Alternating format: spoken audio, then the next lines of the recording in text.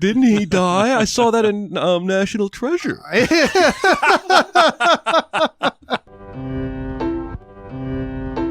Welcome to SinCast, presented by Cinemasins.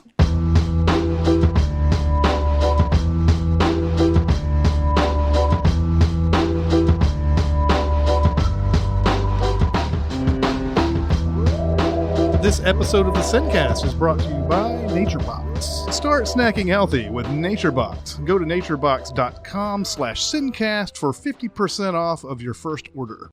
All right, everybody, welcome to the SinCast. This is Chris Atkinson from Cinemasins, joined as always by the voice of Cinemasins, Jeremy Scott. Hey, howdy. And from Music Video Sins, Barrett Scher. Hello there. And we're going to continue this almost over best of the years that we've been alive, and today is 2012. I have an army. We have a Hulk. Gotham is yours. It's make your mama's proud time. I love my mama. Jiminy Cricket, he flew the coop.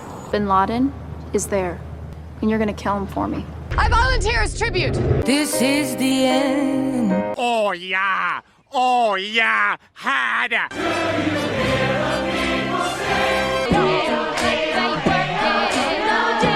Stop fucking with Korean Jesus.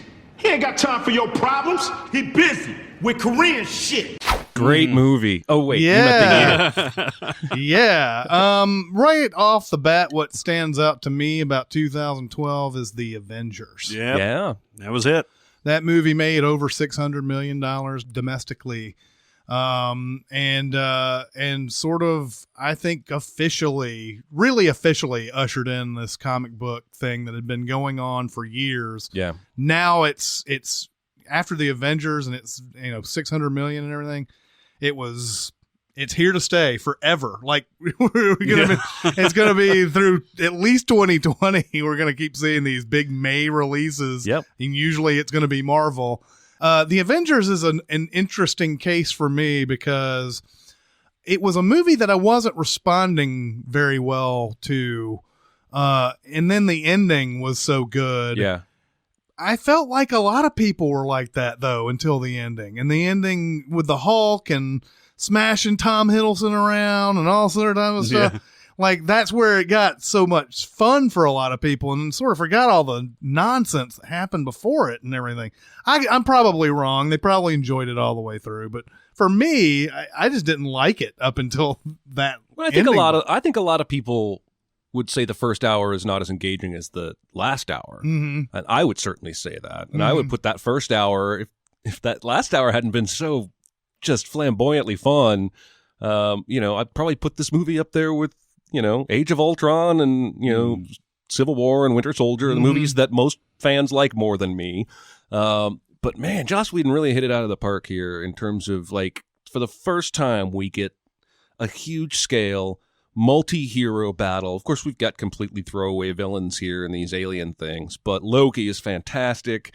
And then, he gives us those stand up and rah-rah moments with Hulk beating up Loki and with Iron Man shooting his lasers off of Cap's shield. Yeah. And I mean, it's just so much to enjoy. If you're not smiling by the end of that movie, it might be something wrong with you. Yeah, I think I like the first part better than you guys did because of the Joss Whedon influence, because the dialogue is sharp. Ruffalo and Robert Downey Jr. play off of each other super, super well. Yeah. And that's not even to mention him and Chris Evans. I mean, they play off in a more antagonistic way. But the way that they just kind of almost instantly bond, like you can see like a little bit of flicker in both of their eyes. And the addition of Mark Ruffalo to this universe was awesome. Yeah. That was a great idea. Yeah, considering that they'd gone through 2 Hulks already and then they just throw Ruffalo in like here, be Hulk, man, but yeah, Ruffalo is perfect for this. Yeah. He's always been, he's always been a great actor, he's just somebody who's enjoyable to watch, and this is perfect for him. But yeah, I agree with you with the Joss Whedon influence and everything. That's what I was probably enjoying the most about the movie was just his dialogue and stuff like that, which gets bad though for Age of Ultron later on. It gets to the point of just why are they continuing to quip through everything. It just language. Yeah. But I was enjoying that part. I just didn't enjoy the action whatsoever until the last part of it. And even the last part of it's got its moments where you're just like, what?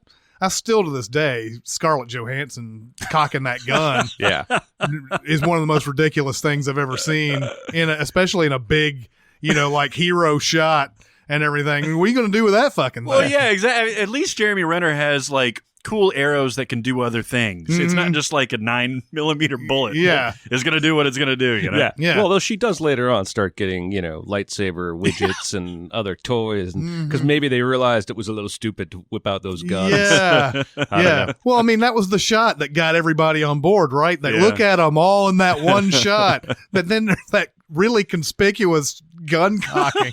And you're like, Is that going to factor somehow? These are aliens, right? Okay. All right. And then it wasn't the only big comic book movie because 1-2 punch basically this year. Dark Knight Rises was also a big one. Heavily disappointing movie for me. Yeah, and I still enjoy watching it. I just cringe way more than I do when I watch any other of the Nolan Batman movies. It's clunky. It doesn't make a whole lot of sense in a lot of areas. I don't think all the performances are up to par this time out.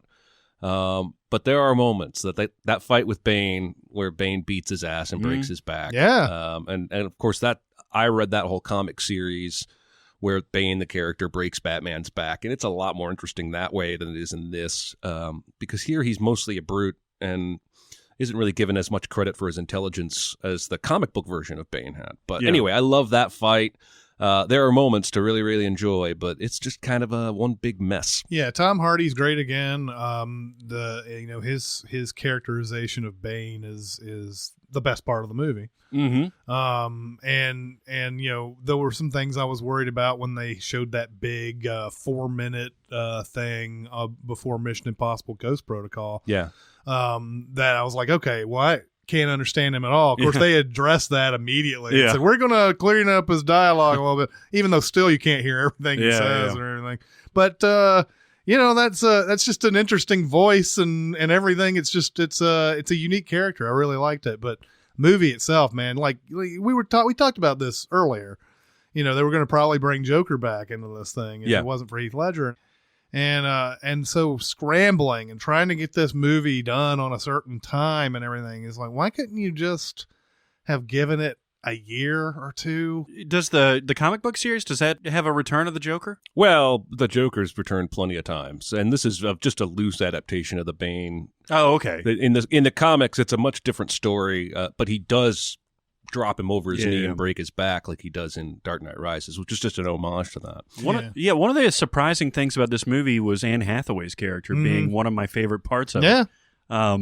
Which it seems silly because in this universe, having a Catwoman, even like an over-the-top psychotic Catwoman like what was in Batman Returns, just seemed kind of out of place. Mm-hmm. But she, being the cat burglar and having the spectacles being part of the ears that you see in the thing, I thought, man, she really surprised me, and it was really good. But overall, man, I was incredibly disappointed. There was so much build up to this movie. Yeah. There were people threatening Rotten Tomatoes to say like the reviewers giving it bad reviews even before they had seen it. Mm-hmm. So yeah, I mean, there was enormously high expectations for this, but even so, man, I didn't like it. Yeah, there's not a set piece in this movie that makes me go, oh, that's kind of like the bank robbery, or they're trying to do something kind of like that or anything. They tried with the plane sequence in the opening. Yeah. And I do love the music because the music's like na na na na na na na na na na na. And I do love a lot of the elements of that. It's a redonkulous set piece. Yeah. It's way over crashing this plane. Right. But yeah, they didn't come close to what that bank robbery scene did. And that plane sequence is pretty basic when it comes down to it. I mean, not that I could go out and shoot one today or anything. I'm not trying to impugn anybody's filmmaking abilities here or anything. It's just that it's not to the level of like plot wise of that bank robbery is, whereas everybody who does their special thing gets shot right afterwards. But and it's got a couple of cool stunts in it at the beginning, whatever. But man, yeah, it's a good one. It's just, man, it's the only one that even tries to come close. Everything else is just a freaking It does mess. have the best Batman line ever at the end when he faces Bane and he says, "No, I come back to stop you." Oh my God. They didn't quip enough, right? Yeah, exactly. Well, there was another big superhero movie this year. Yeah. The Amazing Spider-Man. Mm-hmm. And it's fitting we talk about these three movies because these were the three first Sins videos that we ever made. Yeah. An Amazing Spider-Man, Avengers, and Dark Knight Rises. I like The Amazing Spider-Man. I do too. I don't like the turning of the cranes cheesiness, but I love Andrew Garfield in the role so much. And the disappointing thing to me about this particular incarnation of Spider-Man not working out is that we lose Sally Field and Emma Stone and Shailene Woodley and Andrew Garfield in all their respective roles for the whole series, and they were all just so great. Mm-hmm. And who knows what they're going to do moving forward, but I understand why people didn't like it very much, but I sure kind of did. Yeah, the problem it had immediately was just the fact that we were telling an origin story a mere 10 years after we had the last origin story. And this is the reason why this movie exists, was the first sin that was ever done. But to go through all that over again is just, it's kind of like when we see a Batman movie, we always got to see the Wayne parents. Yep. Even when we see a Batman v Superman movie, we gotta go back to Wayne's parents. Yeah, and what is up with that too? But this is an overall enjoyable movie, and I really like the sewer scene in this, where he's got all those like connected. Yeah, that's a really cool. That's inventive for Spider-Man or anything, and it wasn't like up to the level of any of the Sam Raimi ones. It was better than Spider-Man 3 for sure. Right. But it has a lot of like fun stuff in it. It sure does, yeah. And I thought he was as good or better than Tobey Maguire in the role, and Emma Stone had good chemistry, which of course was becoming real life chemistry. Yeah. So I'm sad that we won't get to see all those actors again in this universe. The second one, not anywhere near worth discussing. No. But I like this first one a lot. So. But yeah, and so you mentioned the Sins videos. It was as this recording is on December 15th. It was 2 days ago. We had our 4-year anniversary. Woohoo! Yeah. So yeah, 4 years. Yeah, it's amazing. That is crazy. It's funny that this movie exists. That was the first sin ever, right? Mm-hmm. Yeah. And in the comments, there's still people that say everything wrong with this. It's that it exists. Yeah. I wonder if that actually still comes from that first scene, but obviously it's in a completely different context. No, You're it comes that, from that because and it's only been used one other time. One other time. Was it the Cinderella? Was it? I think it was one of those Cinderella. Disney remakes where it was used one other time, and and people took that to mean like just the movie itself. Should never have been made, but it's more about retelling this story that we've already heard. Like the live action Beauty and the Beast might get that sin. Yeah. Right? Because it looks like it's going to be the exact same thing as the first movie. So. Yeah. But yeah, all three of those were in the top 10.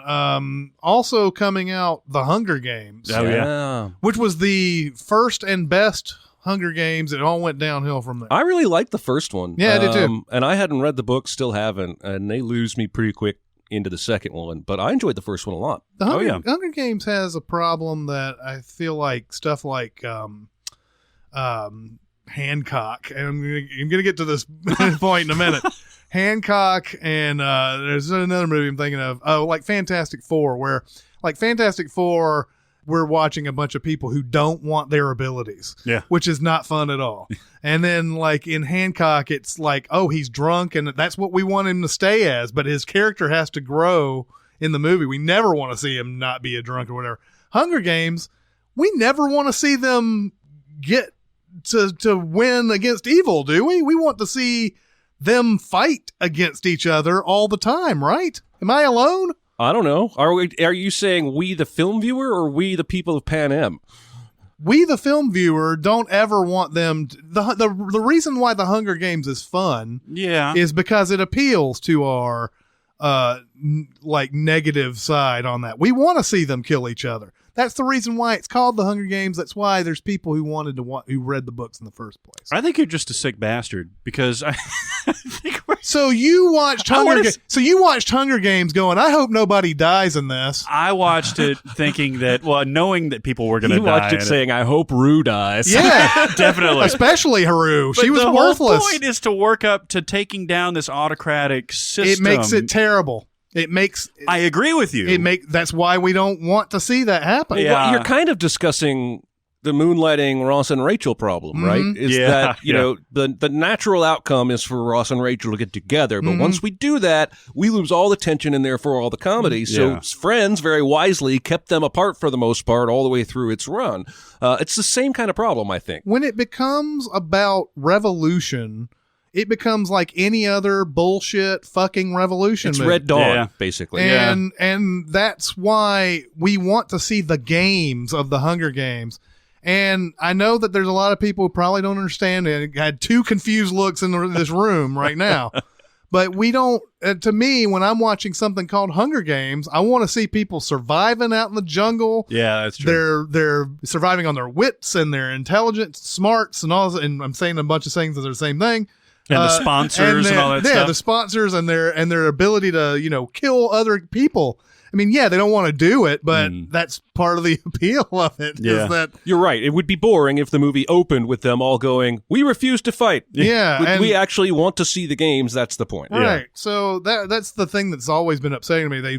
They made this out into 4 fucking movies. Yeah, and the Catching Fire one was pretty much still stayed to that Hunger Games thing, but it was all more about getting her off of that thing and making her a symbol. And that's why I felt like those movies failed to me personally. For a lot of people, they're the bee's fucking knees, and that's fine. But I hear what you're saying. I really like Jennifer Lawrence, of course, is really good in this, but Woody Harrelson's performance is really good too. Yeah. Almost surprisingly good. It's those minor characters later.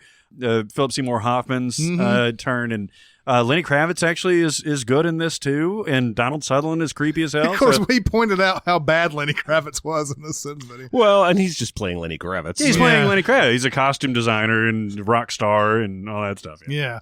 But it's a type of world that and we've talked about concepts in movies sometimes being half the thing, and here it's half the thing. I'm there for you, and then it's we want to make this about like let's get it over on President Snow by the end of this, teach Donald Sutherland a lesson. Yeah, you know? and honestly, they could have gone. I mean, if they wanted to make 2 or 3 movies, and then at the very end of the last one, you topple the government and everybody cheers. That's fine, but.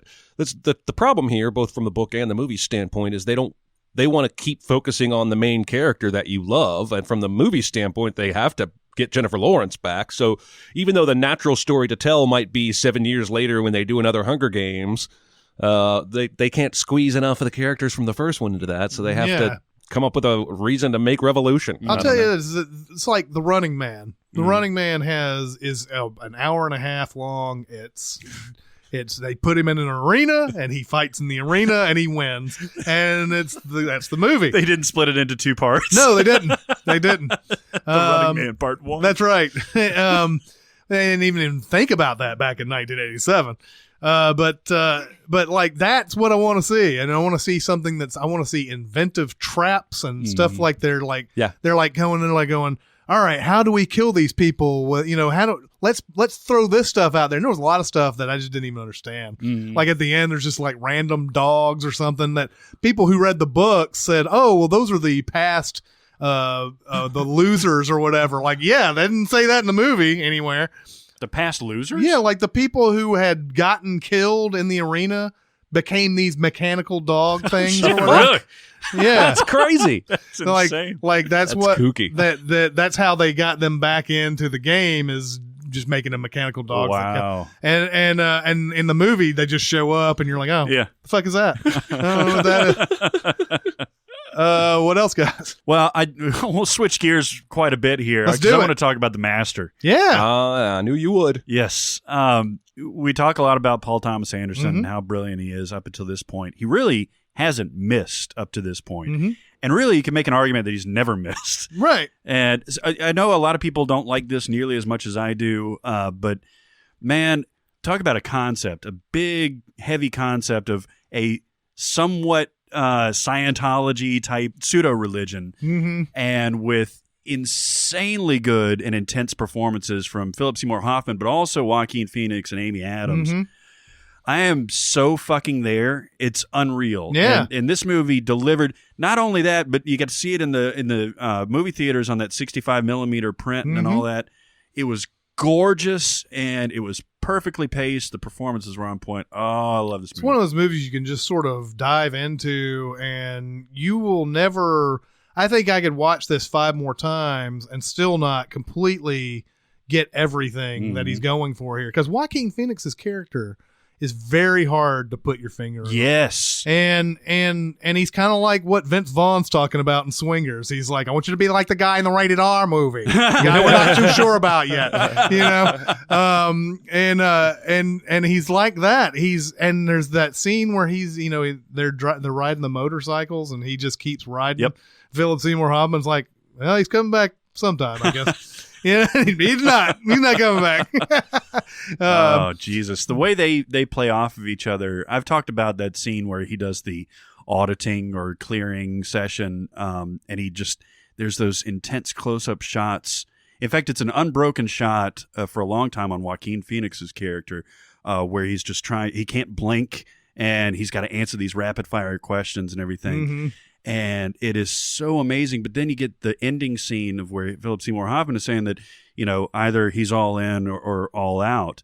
And then he starts singing that song to him, and Joaquin Phoenix tears up. Another unbroken shot. Oh, it's amazing. Yeah, and Paul Thomas Anderson was also quick to point out that even though it's easy to say this is Scientology and everything, it's really any kind of religion that comes up, you know, and they start making up their own rules and everything. And especially this movie's got a scene in it where he just basically just completely on the spot makes up stuff that. Yes. You know, are you talking about the one in the dinner party? Yeah.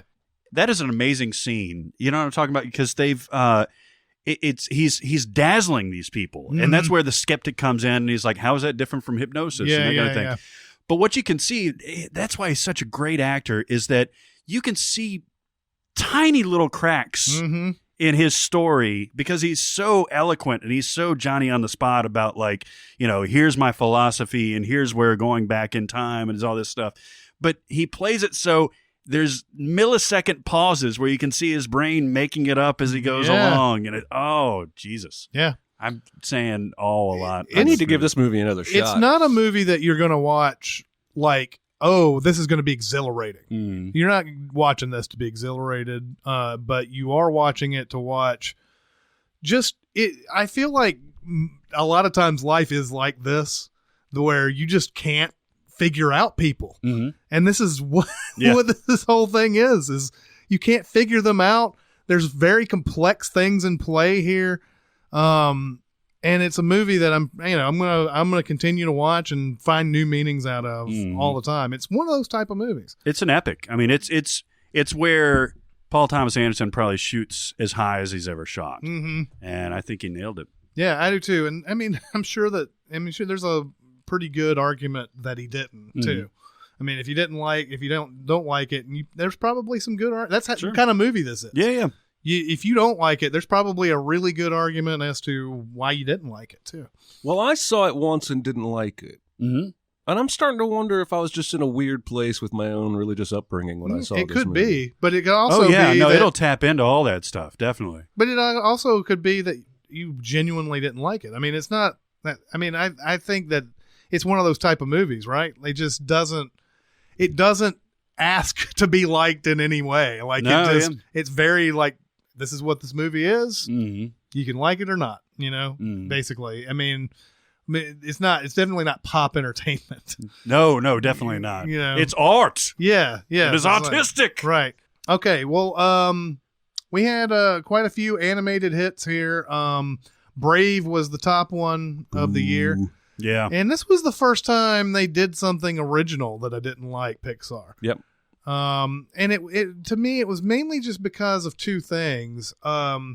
It was yet another princess story where the princess doesn't want to get married and all this other type of stuff.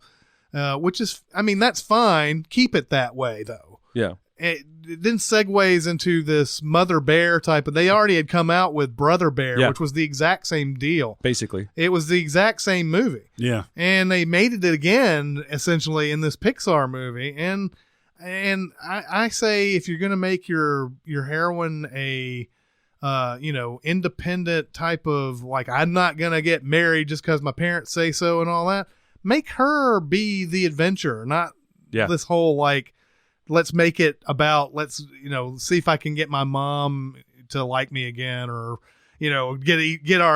reconcile with my mom, basically, or whatever. Well, there was also a lot of that Shrek-style, DreamWorks, scatological style humor with the guys in kilts and all the burping, and it just felt like a lazy effort. And I hate to use that adjective to describe anything Pixar does, because I truly believe they care about their jobs and their stories. But it just didn't feel like they gave it their all this time out. It's the most generic Pixar movie, I think, which is, like you said, is saying something. I mean, at least as bad as Cars 2 was, they were kind of going for something. But this, it just seems basic all the way around. Yeah, there's no real hook to it. And like I said, even if the hook was supposed to be that mom turns into a bear, they did Brother Bear just a few years before that. I remember watching this movie going, okay, I can kind of dig this or whatever. And then that happened. I was like, oh, we saw this, right? It really is a brake squealing moment, right? Like, I think I remember turning to my wife going, did that mom just turn into a bear? The movie is the hard left turn after like 30 minutes. So weird. And then Madagascar 3, Europe's Most Wanted. I don't even remember this movie. And Dr. Seuss the Lorax, which I did not like at all. I didn't either. And all three of those movies made over $200 million domestic. Wasn't there an Ice Age this year too? I'm sure there was. Every year has an Ice Age. No, there was. Ice Age Continental Drift came out as well. Wow. It made 161 domestic. It was sort of an underwhelming animation year. Actually. Except for Wreck-It Ralph. Wreck-It Ralph, baby. This is, in my opinion, the finest animated feature of the last 10 years. It's a good, I would agree with that. I think it's better than Zootopia. I think it's better than Inside Out. I think it's better than Frozen. I think it's better than Tangled. Big Hero 6? It's better than Big Hero 6. And I like Big Hero 6. And I think a lot of this has to do with John C. Reilly. Oh, my God, does it? It's amazing. Like last night, Boogie Nights was on. And I was one of those things where it's late at night and like, I could watch this whole movie right now. And I had to cut it off. But just watching John C. Reilly in some of the smallest moments in that movie, he's just great. He's such a terrific actor. And here he gets to carry a whole animated feature, and he's fantastic. Oh, he's a ray of sunshine, but the voice cast across the board kills it. Like Sarah Silverman playing a little girl. Yeah. Alan Tudyk playing King Candy, who is basically a loose impression of some famous comedian whose name I always forget. But I had no idea that was Alan Tudyk until I looked at the credits at the end. Jane Lynch. Yeah, Jane Lynch. The soldier boss lady. Yeah, they draw like an almost exact replica of Jane Lynch. They do. A very hot version. Yeah. Oh, man. I just love it. It's goofy. It's wacky. It's charming. It's just a big fat home run. It's definitely the most hilarious animated movie of the last 10 years because it's genuinely like laugh out loud. It is chock full of humor. For adults and kids. Well, especially at the very beginning when he's talking about like, some of the messes that you see on here, something that would never get fixed in 1,000 years or whatever. When I come in and, blah, blah, blah, that guy comes in and he becomes the hero and everything. It's kind of a funny thing to think about, that, he's the bad guy because he wrecks it in the arcade game, but somebody comes along and magically touches everything and he's the hero, But yeah, it sort of ties into that whole like love of video games, which is something that Pixels later on doesn't do very well. But there's a lot of little Easter eggs and stuff. If you played games in the 80s, you saw a lot of references. Yeah, Cubert's in there. Yeah, the whole conversation with Cubert. Yeah, it's hilarious. Yeah. If you haven't seen it for some reason or haven't already noticed how much I love it and talk about it, just stop the podcast right now and go watch Wreck-It Ralph. But it's fantastic. What's amazing is how all these animated movies were like all in a cluster on that domestic take. It was Brave, and then you could almost call Ted animated. You could. But skipping Ted, Madagascar 3, The Lorax, and Wreck-It Ralph, it's like four of that 8 through 12 there is all animated. They all make about the same amount of money. But yeah, love Wreck-It Ralph. Yeah, it's some good shit. Speaking of Ted. Yeah. Kind of reminds me of a twist on the Bad Santa story. Yeah. They could have called this Bad Teddy. Teddy, yes, exactly. And it would have fit right nicely into that world. I actually liked Ted. Yeah. Little bit surprising to me. Yeah, I enjoy this too, and I know like Seth MacFarlane gets a lot of shit. Yep. Family Guy can be somewhere between totally unfunny and occasionally like gives you like great moments of fun. Like it's you have to watch lots of unfunny to get to like super funny, and then some mildly funny here and there. Ted is one of those. It's like it's got a lot of funny in it. Yep. And there's some stuff that's obviously not funny too, but overall, well done. Yeah. Yeah, and even Ted 2, which I've seen 2 or 3 times now because they're always on HBO.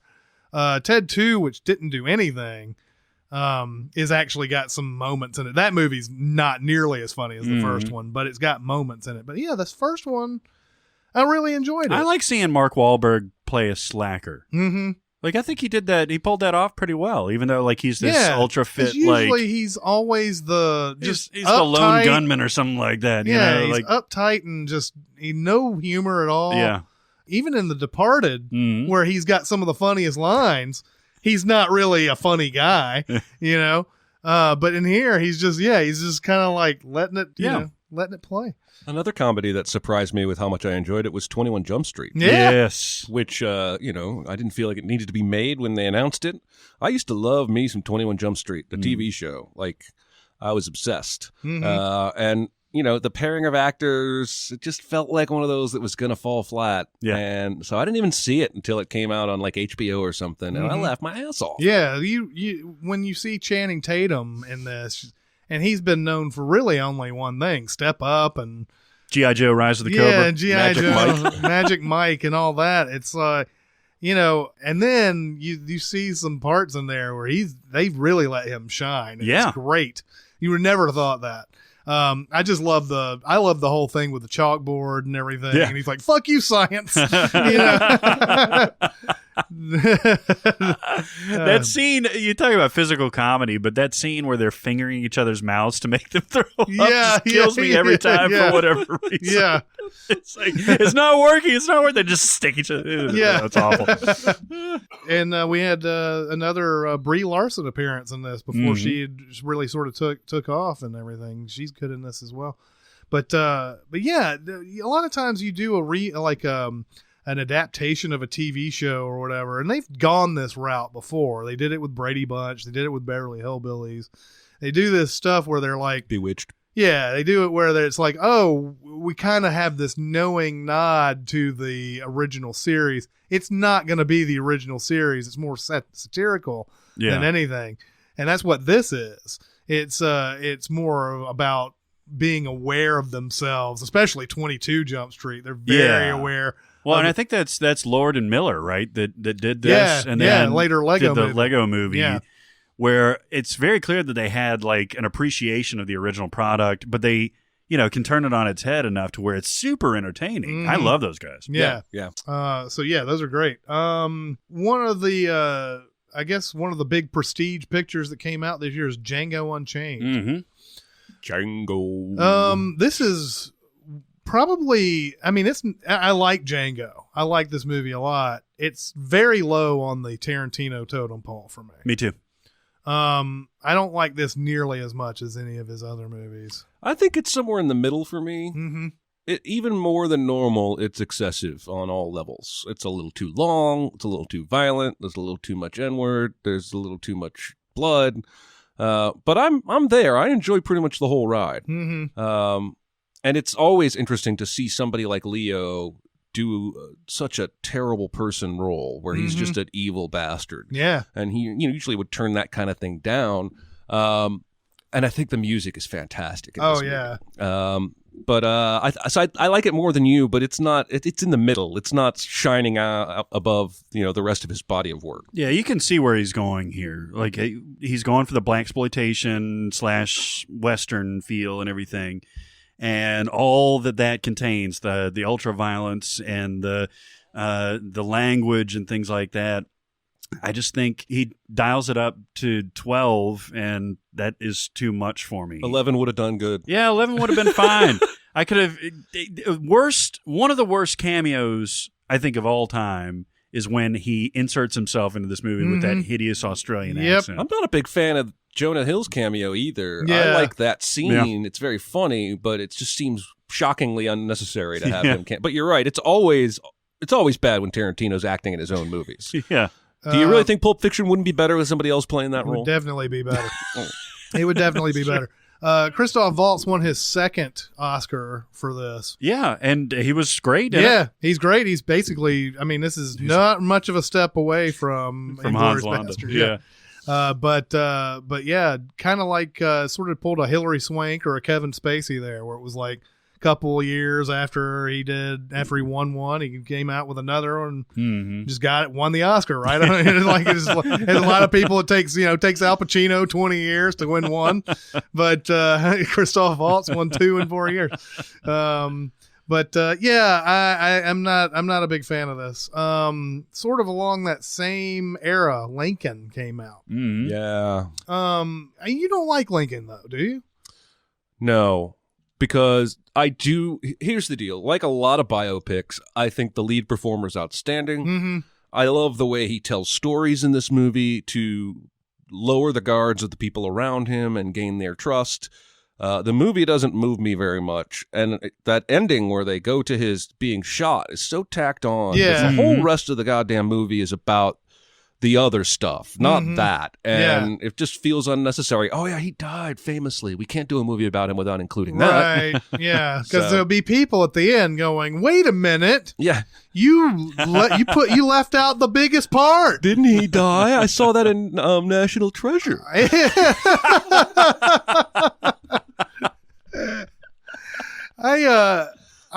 can't remember. This is one of those movies I can't remember whether I really liked well or not. I felt like Spielberg was sort of back on his serious level, and I thought he did a good job. And I thought Daniel Day-Lewis was great. He won his 3rd Oscar for this movie. And I think that's what it all boils down to, is that Daniel Day-Lewis is so good that I like the movie. But you're right. There's so many things about the movie itself.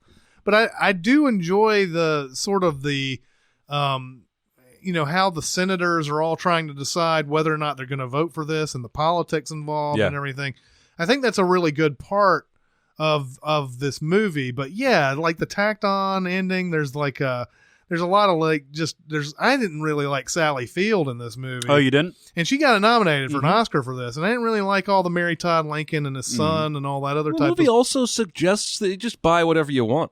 Right? It also suggests this famous piece of legislation from this famous guy. He did some crooked things to get that to happen. And that bothered me too, even if it's true. Yeah. I like the Lincoln from my textbook in 4th grade. And from National Treasure. and from National Treasure. All right. Name some others, guys. Looper is awesome. Looper is awesome. Thank God it wasn't just a cool concept, but it also had a cool movie to go along with it, with different movements even. Because you get that opening Joseph Gordon-Levitt movement, and then you get that Emily Blunt on the farm quiet movement, and then you get the Bruce Willis, living out his life in the future. Oh, I love this movie so much. Basically, the premise is these assassins work for so long and then are sent back in time to kill themselves. And that alone should hook you. With the talent involved. It's Rian Johnson, who made Brick and directed 2 of the most famous popular episodes of Breaking Bad. One was Fly, I think. Fly was one of the episodes. And is making episode 8. Yeah, that's right. So definitely a director to check out and watch. But the movie's fantastic. All the performances hold up. And it also gave me one of my favorite sins of all time in the Sins video. Bruce Willis killed a little kid, and I'm okay with that. Oh yeah, I'm not okay with it. You know what my favorite part of this? It just has no explanation whatsoever. Because this was one of the rare ones where you did it and I did nothing on it.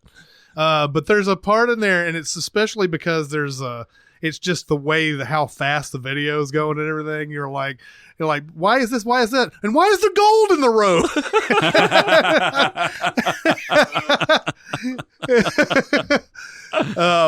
But another concept here where, you have good, awesome time travel, gets you in there immediately. I love that scene too, where the guy is like slowly deteriorating from getting killed. Oh, yeah. Like trying to explain that to somebody who doesn't understand what's going on is the most impossible thing ever. They're like, yeah, but I'm like, I don't know what to tell you, man. Just go with it. You're gonna have to accept it. It is a cool concept though. Like closing the loop. Yeah, is genius, and the way that Jeff Daniels describes it, he's like, this time travel fry your brain. He's so good in this movie. Yeah, he's great. Like sometimes he phones it in, but sometimes he's just electric, and he is electric in this movie. Everyone's really good. Even the guy who's unknown to me, his right-hand man who keeps fucking up the whole movie. He's really great. And Paul Dano's in this, and he's really good. If you have not seen Looper and you like sci-fi stuff, please check it out. It's really, really good. Absolutely. Well, let's talk about Skyfall. Yeah. Continuation of the brooding Bond, the pouty Bond. But in this one, he's a little bit more loose, you know? And I think it's in fact, it is my favorite of the Daniel Craig Bond mine too. films. And it has the best Bond theme song, I think, ever. Yeah. Oh, yeah. Absolutely. It's Adele doing Skyfall. It's Although amazing. there's an episode of Frasier where Frasier and his brother and father sing the Goldfinger song around a piano at a bar. That sometimes threatens to change my mind because there's something about seeing those two nerds and their jock dad singing that song. But yes, this is the best Bond theme, hands down. Yes, Skyfall is probably the best of the Daniel Craig Bonds. The problem for me is that the whole and Javier Bardem is one of the best villains. Yep. Yeah, absolutely. But the whole plan is so Joker in the Dark Knight. And I know it's not anything new that I'm saying here. This is, many people pointed this out, but after watching the Dark Knight and then watching this, you're like, come on. And it's just as ridiculous too. It's just as ridiculous. Oh yeah. It's a definitely a turn your brain off kind of movie, but there's so many gorgeous, moody shots when he goes up to the old homestead and it's all foggy up there. And then when there's the fire later at night, like I love the look of this movie. I really love watching it. And I just turned my brain off. Well, and that's the Sam Mendes effect. I'm sure he probably used Conrad Hall or somebody like that on this, but the cinematography. Yeah, even that stuff like in the Caribbean or Mexico or wherever he goes at the beginning of the movie is really, really cool, you know? And it's definitely Bond like we've never seen him. He's all drunk and like taking shots of the scorpion on his hand, stuff like that. And then Judi Dench is like probably her best, certainly her best presentation as M in this. Yeah, they gave her, I think, the best material to work with this time out, and she's always great. But I really like it. Actually, the cinematography is by Roger Deakins. That makes even more sense. I mean, Conrad Hall. I think he had used. Conrad Hall may have died before this movie came out. Oh, really? But Deakins is a legend in his own, in his own right. But yeah, it's just a gorgeous Bond movie. You've never seen anything like this before. Another one of our favorite directors, Moonrise Kingdom. Yeah. Yes. This one brought me back to Wes Anderson. Like I was starting to lose interest, even though most of my friends around me had not. But this one, there's something about this that just hit me. Maybe it's because I went to so many stupid camps when I was a kid. Oh, yeah. And I was in Cub Scouts and all that shit. But man, I love this movie. It's so fucking charming. Yeah. It is. Yeah, it really is. And what you're referring to about Wes Anderson there, and that's it. You hadn't seen Fantastic Mr. Fox at the time. Was that he had come out with Darjeeling Limited and The Life Aquatic with Steve Zissou and all this, and it was beginning to think that he'd run out of ideas that were worthwhile and everything. This gets him right back into Wes Anderson land, and I love it. And just the it's a fun little love story between like 12-year-olds basically. Yeah. And just the way they communicate to each other is great.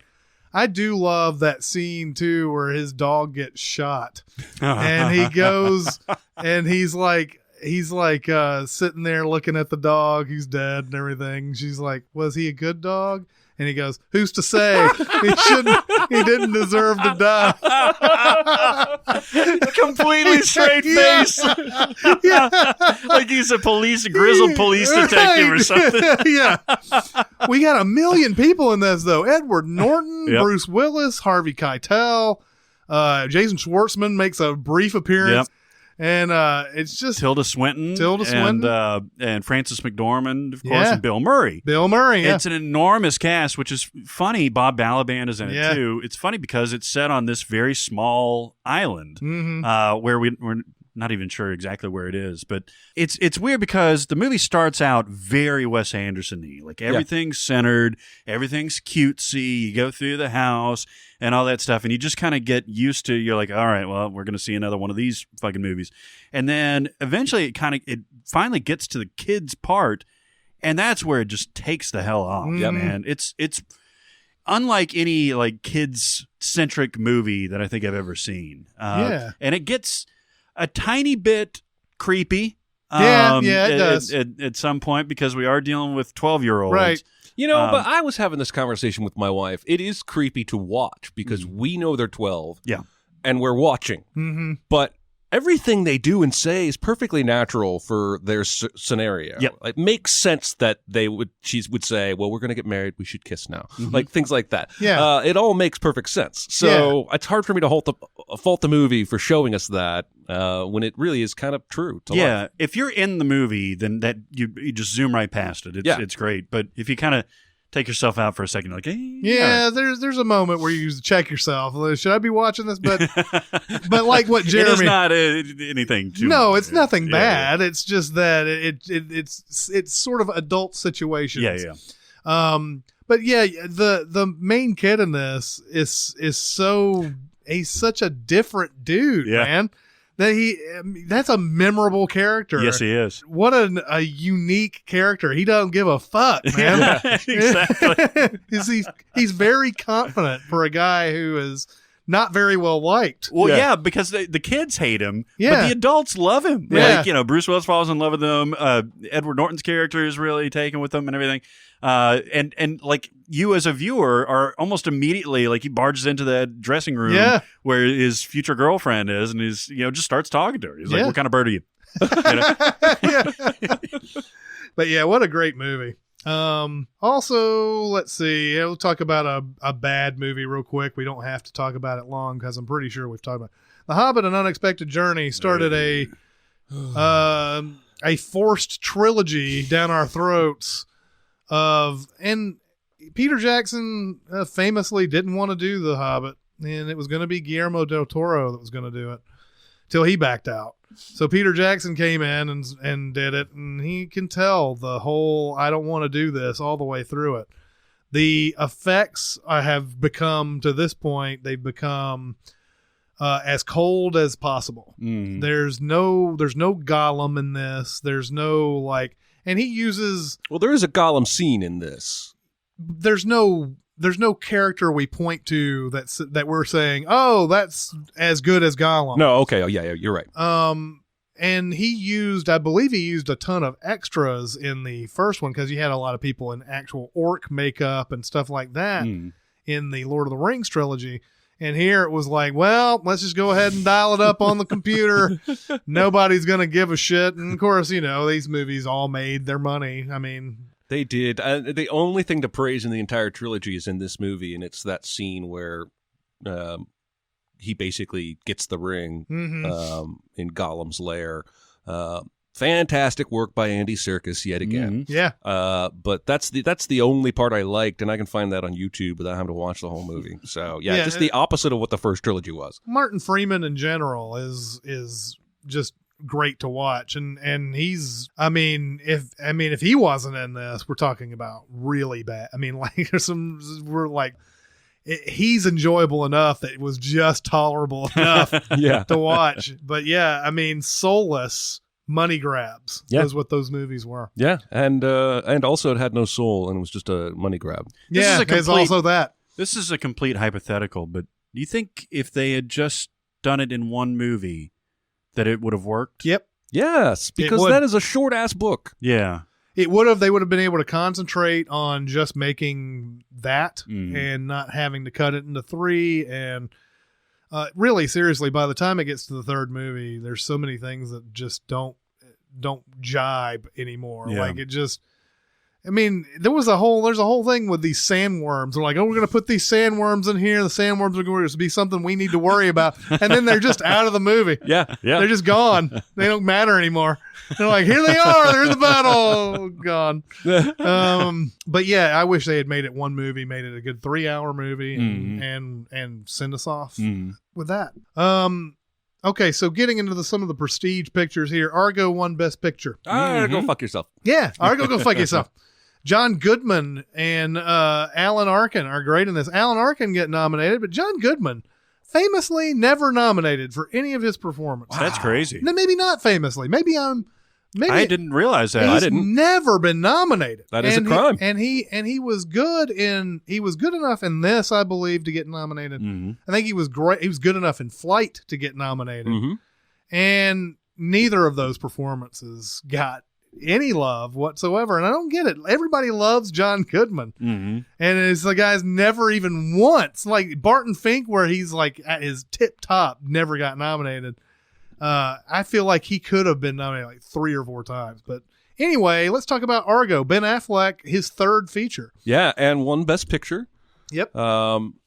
This is a tense-ass movie. Even if you know what happened, and it opens with, basically the embassy under attack, and it's just pulse-pounding from the first 5 minutes in.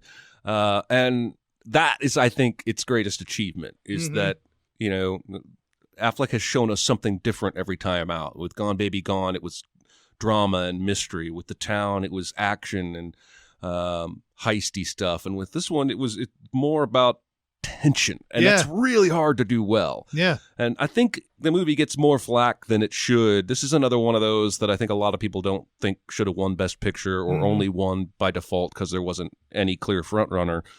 And I think Affleck himself gets flack for taking the main role and being just okay in it, but everyone around him just acts their ass off in this movie, especially all the people playing the captive people hiding in the Canadian minister's house. They're all fantastic. I love it. I think it's great. I think it embellished history a little bit at the end, but it's Hollywood. Well, yeah, it embellished the fact that it was like that tense of a situation as far as like barely got on the plane and all that. I believe they easily got on the plane and flew off, but they made it tense. Oh, but that scene was so good. Fucking tense. Yeah, you can't make the movie and not make it, and plus a lot of the criticism came out because there wasn't enough glory to the Canadians who helped out in that and everything. It was shown as more of an American operation, even though Canadians really, really did a lot to make that happen. But just all in all, if you're just looking for a movie that's entertaining and does what it's supposed to do, it's perfect. Yeah, and I love Bryan Cranston in this. He has 1 or 2 moments where he blows up and is hilarious. He has a couple of great line readings where he's like, "This is the very best bad idea that we've got." I love it. I think it's under 2 hours, or at least close to that. It doesn't ever feel overly long to me when I'm watching it. And I've seen it a handful of times. It's just really, really good. Yeah. Now, did he not get nominated for Best Director, or he just didn't win for Best Director? He did not get nominated. He did not get nominated because Catherine Bigelow ended up winning Best Director, right, for Zero Dark 30? Nope. Or was she No, she wasn't nominated either. Ang Lee won for Life of Pi. Oh, wow. Which is a whole nother discussion we'll have to have in a second. Right. In fact, what you really see with the directing nominations here are some people sort of horning in on it. That's not their fault. I mean, it's just the way. I mean, when you're considering what got nominated for Best Picture and everything, like the movie Amour, which is Michael Haneke, got a directing nomination. Beasts of the Southern Wild, I won't be able to. It's Ben Zeitlin got nominated for that, and then you have Spielberg, who was going to be automatic. David O. Russell for Silver Linings Playbook. Yeah. But I feel like one of those guys could have probably made room for Ben Affleck in this. Like that's one of those just doesn't make any sense if you're gonna. It's like this is the thing that always seems to happen to Ridley Scott. Like he'll have movies that win Best Picture, but they never think he's the reason. Right. This was a split year. Ang Lee, Life of Pi, and the movie was Argo. We just named a whole bunch of movies I want to talk about, by the way. Let's start. Zero Dark 30 is amazing. I love it. Yes. Love Zero Dark 30. And we, of course, unfortunately did not do Catherine Bigelow's last movie, Hurt Locker. But this movie is fantastic. And this sort of brought Jessica Chastain to the fold. This is where I officially fell in love with her. And Jason Clarke, too. Yeah, and Jason Clarke is great, too. But this has a huge cast. And I wanted to talk about this right after Argo because Kyle Chandler is in both of these movies. So many, these big casts sort of overlap and everything. But Zero Dark 30 is another super tense movie. Oh, yeah. And just the way I love detective stories. This is a detective story. Yep. Her trying to figure out, like, there's a guy with a name that almost 50 people have. Yeah. And she cannot tell anybody, her superiors, that this is the guy you need to go after because it's like, it could be anybody. And you sympathize with those people who are like, we're going to get our resources and take them after this guy who may not even exist. Yeah. And you're sitting there going, I know she's right. But at the same time, if you're in their shoes, that shows you how difficult this situation was. Yeah. And, but man, everything about this is great. Oh, the last 30 minutes, that basically the heist assault on that compound with basically no music. God, it's one of the tense. It's maybe tenser than anything in Argo. Yeah. Because, well, very similarly, on some level, this shit really happened. Like, they probably didn't go, Osama, and try to get him to come out from the top. Right. And there's some, maybe some embellished elements of the actual takedown, but it really happened. These people really snuck through this country into this property, crashed their fucking helicopter on the way in, and still succeeded in the mission. And it's just, it's thrilling. That's one of those scenes where you don't even realize until afterwards how clenched your fists are and like how sweaty your palms are. And again, the outcome. Yeah. This is what happened, but it's genius the way that it's shot, the way that it's just dark enough to be tenser, but just light enough to where you can see everything that's going on. It's a really great directorial feat, I think. Yeah, absolutely. And I just love all those different things. Chastain, who's basically playing an amalgam of a bunch of characters, apparently. There's that scene where she keeps going to the window and writing a new amount of days that they haven't gone after this guy because at any moment they could just move. Yeah. And she's sitting there going, we have them right here. And you guys are just sitting on it and just not doing, and you see her frustration and everything. And especially, and it comes out by the end. The end of it is a great scene where she just breaks down. Yeah. Just like, can you imagine like all the stuff that she just went through? What an amazing movie. This is my favorite performance from her. I mean, and she's got a lot of great performances, but she's amazing in this. Yeah. We also mentioned Life of Pi, which, what do we think of that movie? This is not one of Ang Lee's best. It got so many accolades. Yeah, it did. And it's one of those movies that I'm just like, I had a couple moments with that movie. Like when the shipwreck happens and he's underwater looking at the whale, screaming, Mama! That got me. The whale underwater looked fucking amazing. Yeah. But there were a lot of moments that the CG did not look amazing to me. When the tiger finally gets off and walks away from him and basically ignores him, that tiger doesn't look real. And I think so. Maybe it gets a lot of praise because of how much of it is on water and with a child human actor and how difficult that is. But there are elements where the CG is fantastic and elements where it's fakey, and the life issues this movie wants to raise just didn't resonate with me. And aside from the fakeness of the tiger, though, I do like that scene because... Oh, I love the scene. Because they are, it would be a normal movie's thing to be like, oh, the tiger realized... Yeah. What a friend he had made on the water, and they hug each other or something. Yeah. It's like that YouTube video where the two guys show up with the lion, and the lion like hugs them. Like I sit there and watch that video. This is a total aside. I watch that video sometimes. I'm like, how do you know that he's going to hug you? I guess it already happened once, and that's how you were able to shoot. I don't know. Yeah, I don't know. Life of Pi is not a movie that really resonated with me either. I think the book might have done more resonation with me than the movie, but I haven't read it. So. Yeah. All right. Well, Silver Linings Playbook got Jennifer Lawrence an Oscar. Yeah. And I love this. This is the best of the comeback of David O. Russell. I think I agree. Like The Fighter was good, and the American Hustle had its moments, and I haven't seen Joy, but. Joy's not any good. But in this one, this is a cast working on a good level here. Bradley Cooper is really good in this. De Niro gets nominated again. It looks like just when you didn't think there was any chance of that ever happening. Yeah, he pulls this out of nowhere. This movie gets a lot of accolades for correctly portraying bipolar disorder, and rightfully so. There's some things that are a little bit off, but like them being kind of a ticking time bomb. But I think overall they nail it. Yeah, and a great scene too with almost Tin Cupian in the dance competition. As far as their excitement at the judgment that they get is one of the best things. Yeah, it is ever.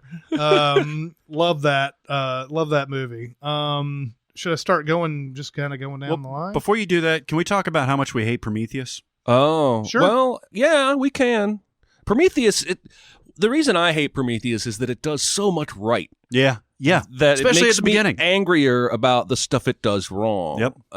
It is still one of the most gorgeous looking movies I have ever seen in my life. Yeah. And that alien abortion machine scene is up there with the stuff he was doing in Alien in terms of it freaky. It's, it's terrorizing almost. That was like a horror movie right there. Yep. But almost the rest of the movie, I could take or leave. Some of it really makes me angry. It's so ridiculous. Yeah, it's so ridiculous. This movie is the one that has the guy that's just like, oh, what's that? I'm going to touch it. Right? Exactly. Yeah. Exactly. Yeah, what is it about scientists? I guess it's because it's in a movie that these scientists become suddenly so unprofessional. Yeah. Like Fantastic Four, that last one that came out, where they're like, same thing. They're just like, we're men of science, but let's go explore this unexplored world with its green goo and touch it, and because that's what we'd all do, right? Yeah.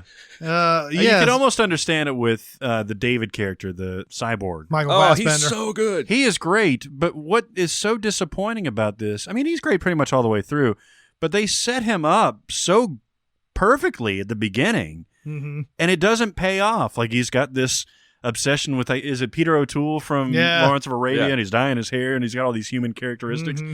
And then it just kind of fizzles out and goes nowhere. Like he's an antagonist to Nubia Rapace. And that's about it. Love that surprise shock head rip that the Prometheus alien does of him, because like the old guy is like so fucking ignorant. Like he thinks that these god aliens that made us are going to want to see him again. It's like, we're back, and it just crushes him and rips off David's head. Oh my god, it's so funny. Les Miserables got Anne Hathaway an Oscar. Very I mean, I didn't like this movie. And a lot of it, I mean, Russell Crowe. I mean, I like Russell Crowe, man, but if you got to get somebody who can either sing or you're going to have to dub over when it's like that. And the thing is they were like, oh, well, we're doing it live. So that's why it's so unique and special. I did find that unique because there is an authenticity in imperfect performances like this, right? If you're doing it live and instead of in a studio with thousands of takes. Anne Hathaway's song benefits from that a ton. Hugh Jackman's opening number is amazing. But almost no one, well, actually Eddie Redmayne's is pretty awesome too. But the movie is a slog to get through for me. And I don't know why. I liked the stage play when I saw it. I liked the music from this play/film. And this is famously one of the ones I watched the most times when we were writing Sins, because so much of this movie's in song. Yeah. I think I watched it 5 or 6 times, and by that point, there's nothing that will ever make me like this movie. I'm just sick to death of it. You were singing the songs of angry men? Yes. It's like almost 4 hours long. Oh, my God. Somewhat mentioned Flight. I know that you don't like this, right? Not a big fan. This is Zemeckis with Denzel Washington as the alcoholic pilot. I love alcoholic Denzel. Alcoholic Denzel, man. I did like this movie quite a bit, mainly because of the performances and everything that are in it. But it's not great by any means. I think it was that plane maneuver that they do, which just doesn't seem possible by laws of physics. Like, it feels like they went Avengers with that plane maneuver, but the rest of the movie is grounded in human reality.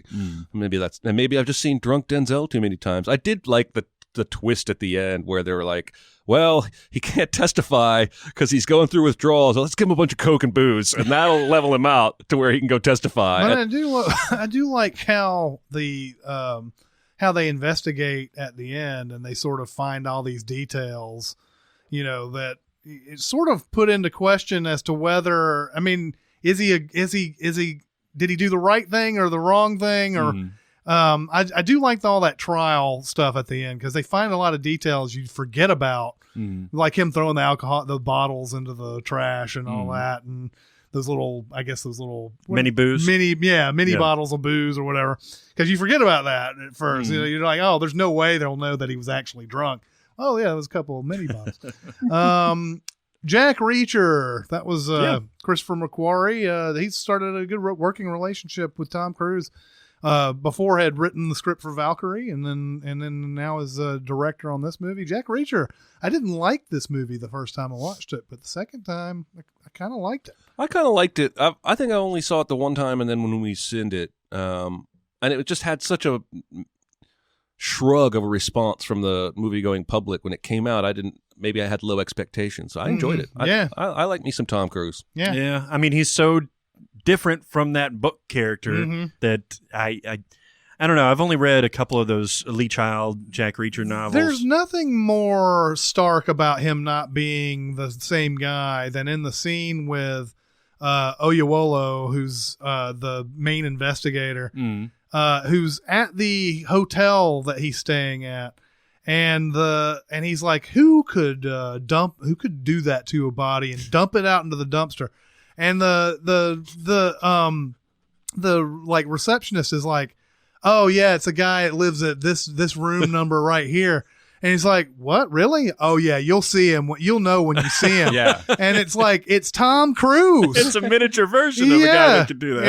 Exactly. And I feel like that's something that's like completely ripped off of the page that they forgot about when they realized when they casted Tom Cruise. Yeah. I mean, he is good in it, but just for that character, you could have found somebody like a Russell Crowe in shape, or like you could find somebody that's big and burly. The Rock. Yeah. Get The Rock in there. Yeah. Well, The Rock already has 1,300 projects in development. That's true. Like, how does he do them all? Rock Reacher. Yeah. Dark Shadows, Tim Burton, horrible. Jesus. Continues to do those like weird remake or reimaginings, and man, that guy. John Carter, which was Andrew Stanton, had a little bit of excitement about this because of Stanton being on this movie. Yeah. Right after Brad Bird did Mission Impossible and everything, I was like, okay, maybe he can do it too. And this is the problem with John Carter, is that even though a lot of the movies that we see, like Star Wars and Indiana Jones and all that, take from the original John Carter, by the time John Carter comes out, it looks like the ripoff. Yeah. And we've seen all this before, and it doesn't have the same kind of story that we want to see anymore. Also, who are the ad wizards that thought John Carter would play better than John Carter of Mars? Yeah, right? Because it's not like you can show me much footage that isn't Mars-based in your trailer. Yeah. So I should know what I'm getting into with the sci-fi aspect, but some genius at Disney said, no, if we just make it a random guy's name, they'll be even more drawn to it. Yeah. That person should have been fired. Right. This is 40, and Apatow really has started to go downhill at this point. And you know, he had done Funny People, which wasn't very good. This is 40 is sort of a spinoff of Knocked Up because it's Leslie Mann and Paul Rudd playing the same characters and everything. But yeah, it's not nearly. I mean, it's long too. I mean, Apatow's that's his biggest problem. Always has been being unable to cut his movies down, and he's got these epic comedies. Yeah. Pitch Perfect came out. I like that little movie. Yeah, I do too. I love Pitch Perfect. Yeah. Overstayed its welcome with the sequel, but the first one's pretty charming. No, I mean, Anna Kendrick, very winning, if you would. Apparently we said that too much last time. Yeah. No, she's great, man. And that whole thing where you knew that this was going to be not your standard thing is when she comes out and does that cups thing in her audition. Yeah. And does it, like, nails it. Yeah. Like, I mean, not live, but like in one take, however long it took her to do it. And it was really, really great. She's got a good voice. Everybody else in the a cappella group has a great voice, and it all goes together really well. And you have the continuation of great comedic announcers with Elizabeth Banks and John Michael Higgins. Yeah. And it's just really, really funny all the way through. Yeah. It's more enjoyable than I ever thought it was going to be. We had 2 Snow White movies. Snow White and the Huntsman and Mirror, Mirror both came out. I didn't see Mirror, Mirror. Heard that was awful. Snow White and the Huntsman ain't much better. Yeah, Snow White and the Huntsman's pretty bad. Didn't see the other one. But how in the world did we get 2 of those fucking movies?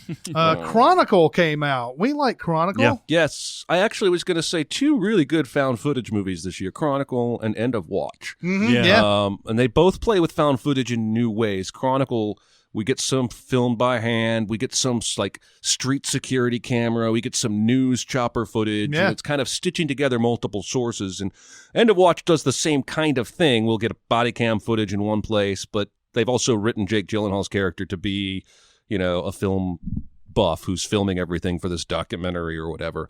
2 completely different movies. We can talk about Chronicle first. I really liked it a lot. Yeah, I did too. This is what is his name? Steve Strack. Josh Trank. Josh Trank. I was like something Shrek. But it's a unique way of doing a comic book hero type movie where you know they get their powers but they don't know how to use them right away. Right. And I like how they sort of like you know through using it enough that they finally learn how to become. They get more powerful as it goes. They're not instantly like powerful or anything. Right. They just kind of have to practice it a bit. And just, you know, the found footage way of doing this makes all the stuff that they're doing feel way cooler than it would be if it was like a regular superhero movie.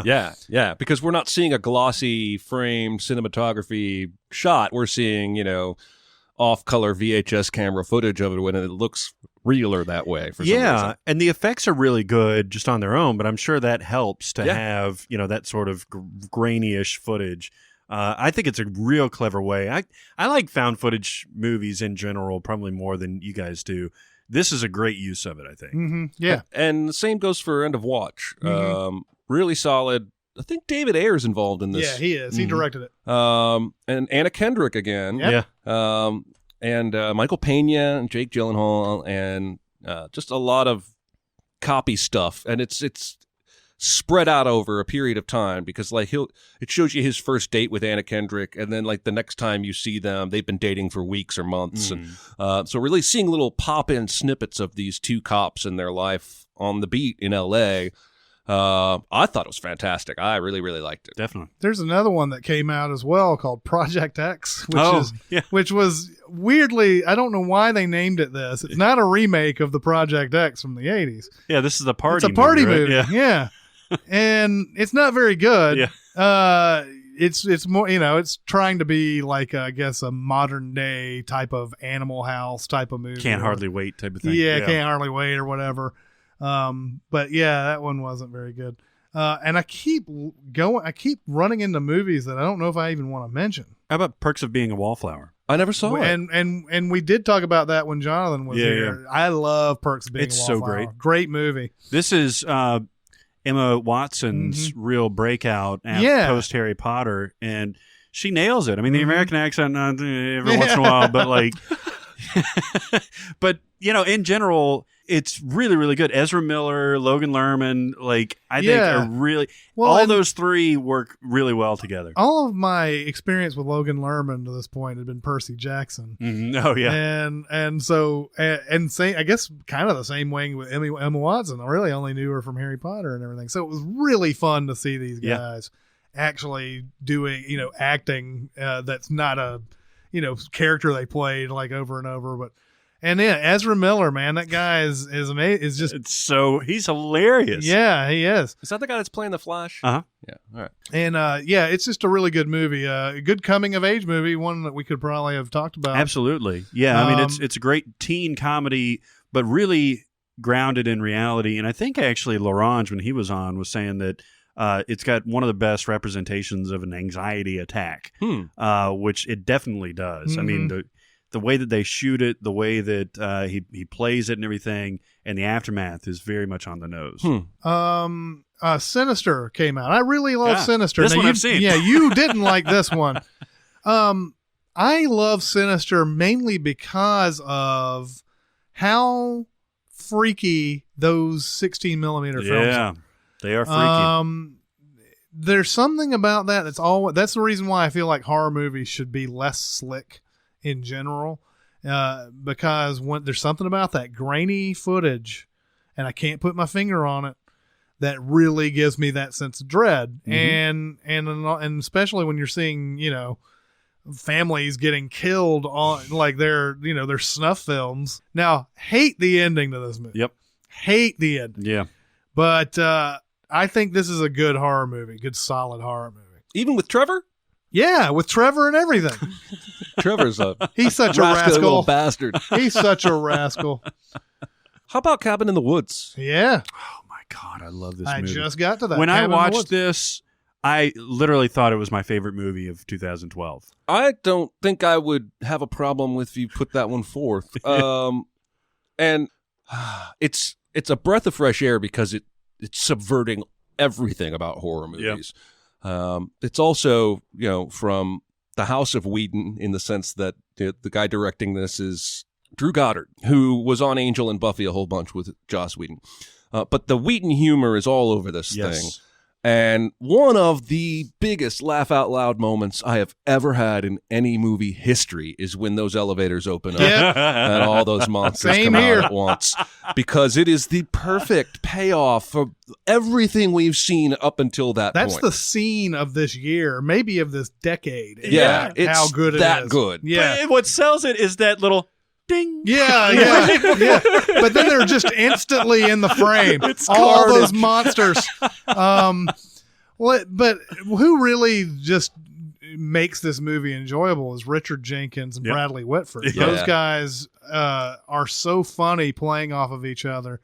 And the casual ways they talk about all the different things that they're going to unleash and everything. Like they have the bet about the, like what are they going to unearth in this scenario or whatever. And like there's a difference between the zombies and the redneck zombies. Yeah. Somebody puts a bet on the wrong one. Yeah. They're like, why is that different? And it's like redneck zombies. Blah, blah, blah. Yeah. Well, and Bradley Whitford's pulling for Merman the whole time. He ends up getting killed by a merman. Yeah. Oh yeah, this behind the scenes, every horror movie where kids are in a cabin in the woods dying is all a setup to basically serve these lower earth gods or what have you. That's sort of the conceit. Mm-hmm. And I love all the shots to like Japan. Yeah. There's these places all over the world. They're like, Japan's not going to help us this year. It shows like all the kids running around screaming. Yeah, it's such a great movie. The thing about this is the kind of country we live in.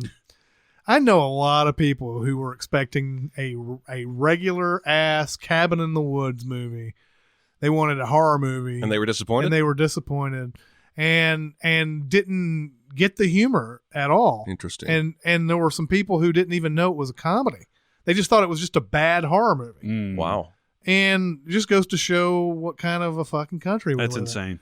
Like, talking to people, like, Cabin in the Woods is awesome, right? And they're like, oh, man, I can't went in there and wanted to see this and that. Man, that was a bunch of bullshit. And I was like, yeah, I'm just going to stop talking to you. This is also the same world, though, where, like, we'll probably get asked to sin Rogue One sometime tomorrow on Twitter. Oh, yeah. So, I mean...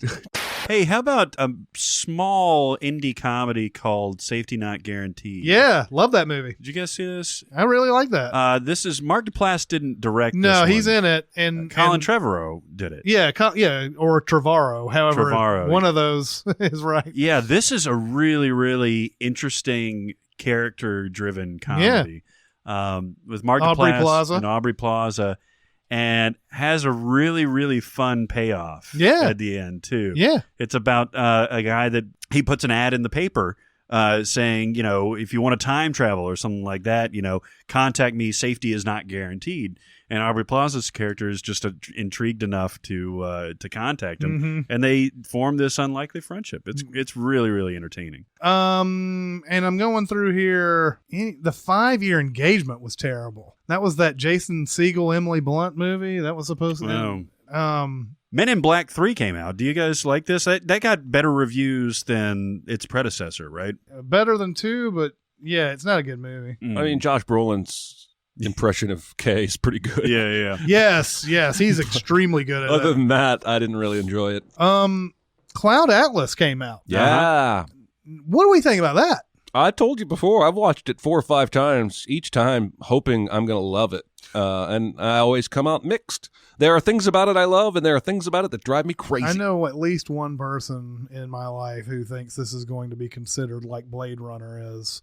Oh, really? Like 20 years from now, people are Interesting. going to be. I don't think so. I really I don't. don't think it'll get that big. It's too muddled. It's too muddled of a movie. There's too many things going on in this thing, and there's not enough like greatness there for me to really say that it's going to be that type of a movie.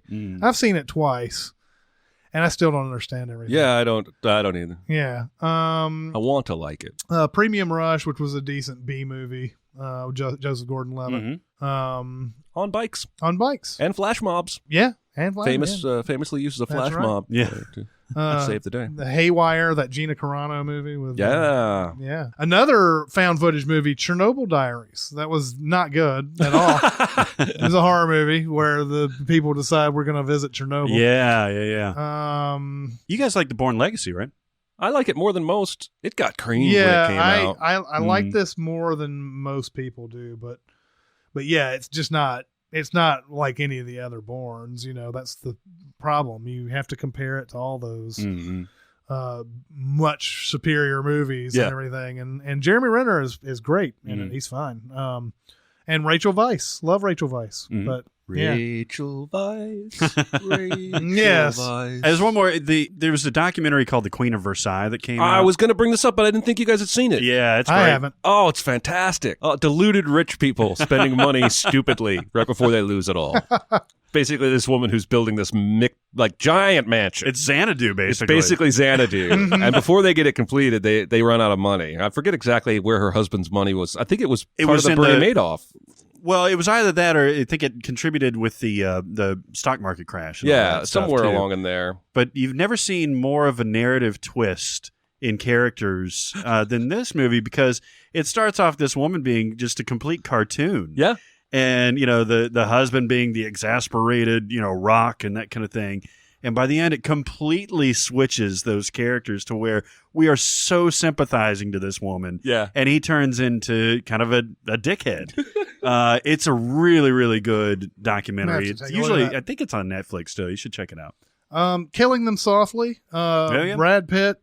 This is a really dark, but it's very Pulp Fiction-y, I guess, in a way, or whatever. It made no money. Hardly anybody saw this or whatever. But I want to mention it because I kind of liked Killing Them Softly, even though it doesn't have. I like Killing Them Loudly. It's just my personal preference. Well, he's got a big shotgun on the poster. But like it's got like a 6.2 on the IMDb, which basically says people generally hate it. But I think it's good, especially James Gandolfini in the movie is really good, and Richard Jenkins is in this too. Is that his last role? Or no, he was in something with Julie Agent Louis Dreyfus. There, like a lot of these movies could be considered his last one. Yeah. Like there's a lot of those. The last one that I remember is the one with Tom Hardy, the Drop. Oh, might have been his last one, but also Seven Psychopaths. Yeah, that's a funny movie. I like that movie. I really like Seven Psychopaths. I'll watch anything that Tom Waits is in. Yeah. And then Dread came out and made no money at all, but it's good. It's really good. And Beasts of Southern Wild, which I wasn't as high on as a lot of people, but it was good. Spring Breakers. Oh, yeah, Spring Breakers. Look at all my shit. That's my shit right here. From local director Harmony Korine. Mm-hmm. Who wrote the screenplay for kids, and he's done a lot of weird movies. This is a bonkers movie. Yes, it is. Yeah, that's really all you have to say right there. I briefly mentioned Amore when we talked about the best director race. Michael Haneke made a movie about husband and wife who've been they're like 80s or whatever at this point, and she suffers from some sort of dementia. Now it's not like The Notebook or anything like that. It has a gut punch because it's Michael Haneke and he did Funny Games and all that. Of course, it's got a gut punch to it, but it's got a huge gut punch in it, and it's kind of a different movie for him. Even though if you're used to stuff like Funny Games and Cachet, which is the other movie he did, this is not quite. I mean, this is more of a romantic movie, but it's Michael Haneke, so he's gonna he's got to give you that quick right. And we mentioned Seeking a Friend for the End of the World in a previous podcast. Made no money, but I really enjoyed that. Yeah.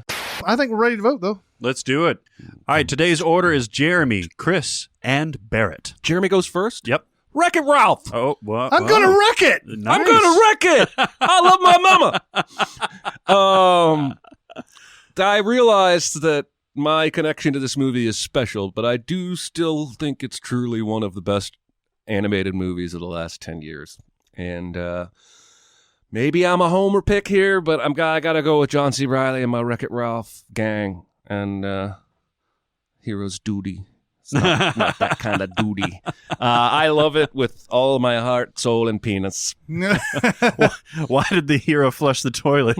Because it was his duty. For me, it's Zero Dark 30, baby. Oh, yeah. This movie's so good. And with, as many performances that score in this, but especially Jessica Chastain and especially that 30 minutes of just tense Osama bin Laden searching and everything. We had another little early role from Chris Pratt in here, and Joel Edgerton's in this too. And so, yeah, that's my vote. Zero Dark 30. Yeah. Awesome movie. This is a really good year. Mm-hmm. I mean, after the kind of relative wasteland of 2011, this is because we're going to have all three different picks in the first round because I'm going with The Master, obviously. Okay. I think it's as close to a perfect Paul Thomas Anderson movie as you can get. It is dense. There's a lot to unpack there, but for whatever reason, I am completely drawn to it. Like it's L. Ron Hubbard trying to recruit me and, Dianetics me. Anyway, so that's my pick. So, Jeremy, it goes back to you. My second pick is Moonrise Kingdom. Ooh. Because it's just charming as fuck. Yep. And I love it. And I want to watch it after having talked about it. Yeah. And I love it. I got nothing. Chris? I'm also going to go Moonrise Kingdom. Ah, nice. Which means I think if you say Zero Dark 30, I can still win this, but... You know what? I'm going to say Zero Dark 30. I love Moonrise Kingdom a lot. I love Wreck-It Ralph, but Zero Dark 30, if you go back to cultural relevance, like we did a long time ago, I mean, this had everybody talking. I don't care if it took a little bit of liberties with whatever. It's so beautiful, and it's so tense, and it's so excellent. So that's got to be my pick. Yeah, and I feel like Zero Dark 30 probably got a little bit of some snub action going on during the Best Picture and Director nominations because there was a lot of talk about that movie saying that torture works. And of course, yeah, the very first person that they show in this movie, Jason Clarke, is torturing him, and he's the guy who eventually tells them the stuff that they need to do. And so it was perceived. I don't necessarily feel this way about this movie. I think it's just in this one case, it's something that worked. Or I don't know how the real story. Well, I mean, the real hero of this is the investigational work. Yeah. And if you watch this movie and you come away thinking that they want you to think torture is good, you did not pay attention. Yeah. That's the way I feel about it. It really fucks with her. And I feel like also he only starts talking once they start being nice to him. Right. Once they start giving him sandwiches and all this other type of stuff. So there were a lot of people, I think, who sort of made a leap that because he was tortured and then because they were showing them being good to him afterwards, that therefore the torture worked. And yeah, I don't think you can come out of the movie going, that was pro-torture. No, I think the movie goes out of its way to make you uncomfortable with that shit. But it did get that kind of thing at the end. I thought this was a slam dunk Best Picture nominee. And Catherine Bigelow again getting nominated. But all that backlash really hurt it as far as the Oscars were concerned. Well, I think she can take solace in the fact that she won the SinCast Best of 2012. Yes, absolutely. I mean, she probably would take that over an Oscar. And if she ever wants to come on the show as bring well. it, Catherine. If there's any chance at all that she's listening or one of her friends like James Cameron's listening, we can get her on the show and talk about this. She's not listening, but James Cameron is definitely James Cameron is listening. That's why it's taking so long for Avatar 2 to come. That's right. He's catching up on the SinCast. He's like, what are they going to say? He's at the bottom of the sea. God help me. God help them if they hate Avatar. This episode of the SinCast is brought to you by Naturebox. Yay! Yay! I'm glad it's somebody we like. Yeah, Yes. absolutely. We've used Naturebox before on our videos, and we got a little sampling of their stuff, and man, is it good. And Jeremy was always the lucky bastard who got it, because he would always do the ads and everything, so they would go deliver a box to his door. Yes. And he lives way far away, so I wasn't about to go and just to drop in just to have some snacks, but these snacks are maybe possibly worth driving to They're fantastic. out of your way for. What is it out of this group that I like? These chocolate almonds. Yeah, the dark chocolate covered almonds are great. The hickory smoked turkey jerky is great. I'm still cleaning that out of my teeth right now. Yeah, it's really good. I don't even really usually like turkey jerky. And I'm a big candy person. I shouldn't be a big candy person, but I am. And there's these little watermelon mini stars that are in this group, and those things are fantastic. Yep. So yeah, I love all of those things that they've sent so far. Couldn't be happier with the product. Well, the beautiful thing about Naturebox, sorry to cut you off there, is that if you don't like something, you can make sure you never get it again. And they are even now, I think, promising to replace that snack for free if you don't like anything, which really reduces the risk, right? Because what we're really doing is saying, hey, these snacks are good, and then you're having to trust us that they're good. Well, now, what if I don't like the watermelon mini stars? Well, there's like hundreds and hundreds of snacks, and you just don't ever have to get them again, and they'll replace them for free. Yeah. You can go to naturebox.com. There's like 100 snacks there. Yeah. Yeah, I mean, there is a thing for SinCast, isn't there? Exactly. If you, right now, you can save even more. Naturebox is offering SinCast fans 50% off. That's 50. That is 50% off. You turned into preacher mode. That's right. 50% off your first order when you go to naturebox.com/SinCast. So go there, sign up. It's a beautiful, beautiful place. I also liked the French toast granola. I think there's only one of these we haven't even broken open yet, and we'll probably like it, one of us. But we liked everything they sent us this time. Definitely. And that has been my experience very often. Like, you get a box with, 5 snacks in it? I think maybe be one I didn't like as much as the others, but my wife and I always enjoyed not sharing them with you. That's sort of the healthy alternative to going to the gas station and sometimes, and this comes right to your door. You know, and these are snacks that are preservative free, right? There's no artificial colors, flavors, or sweeteners. There you go. Yeah. See, so these are better for you, and they also taste good. So. Yeah. And they're going to, sponsor the podcast. So show them a little love. Yeah. Just go to naturebox.com/SinCast and you get a 50% offer off of your first order. And thank you to Naturebox for being our first sponsor. We appreciate it. Today, we're going to be talking about movies that made us feel like kids again when we watched them. My God, this reminds me of when we were young.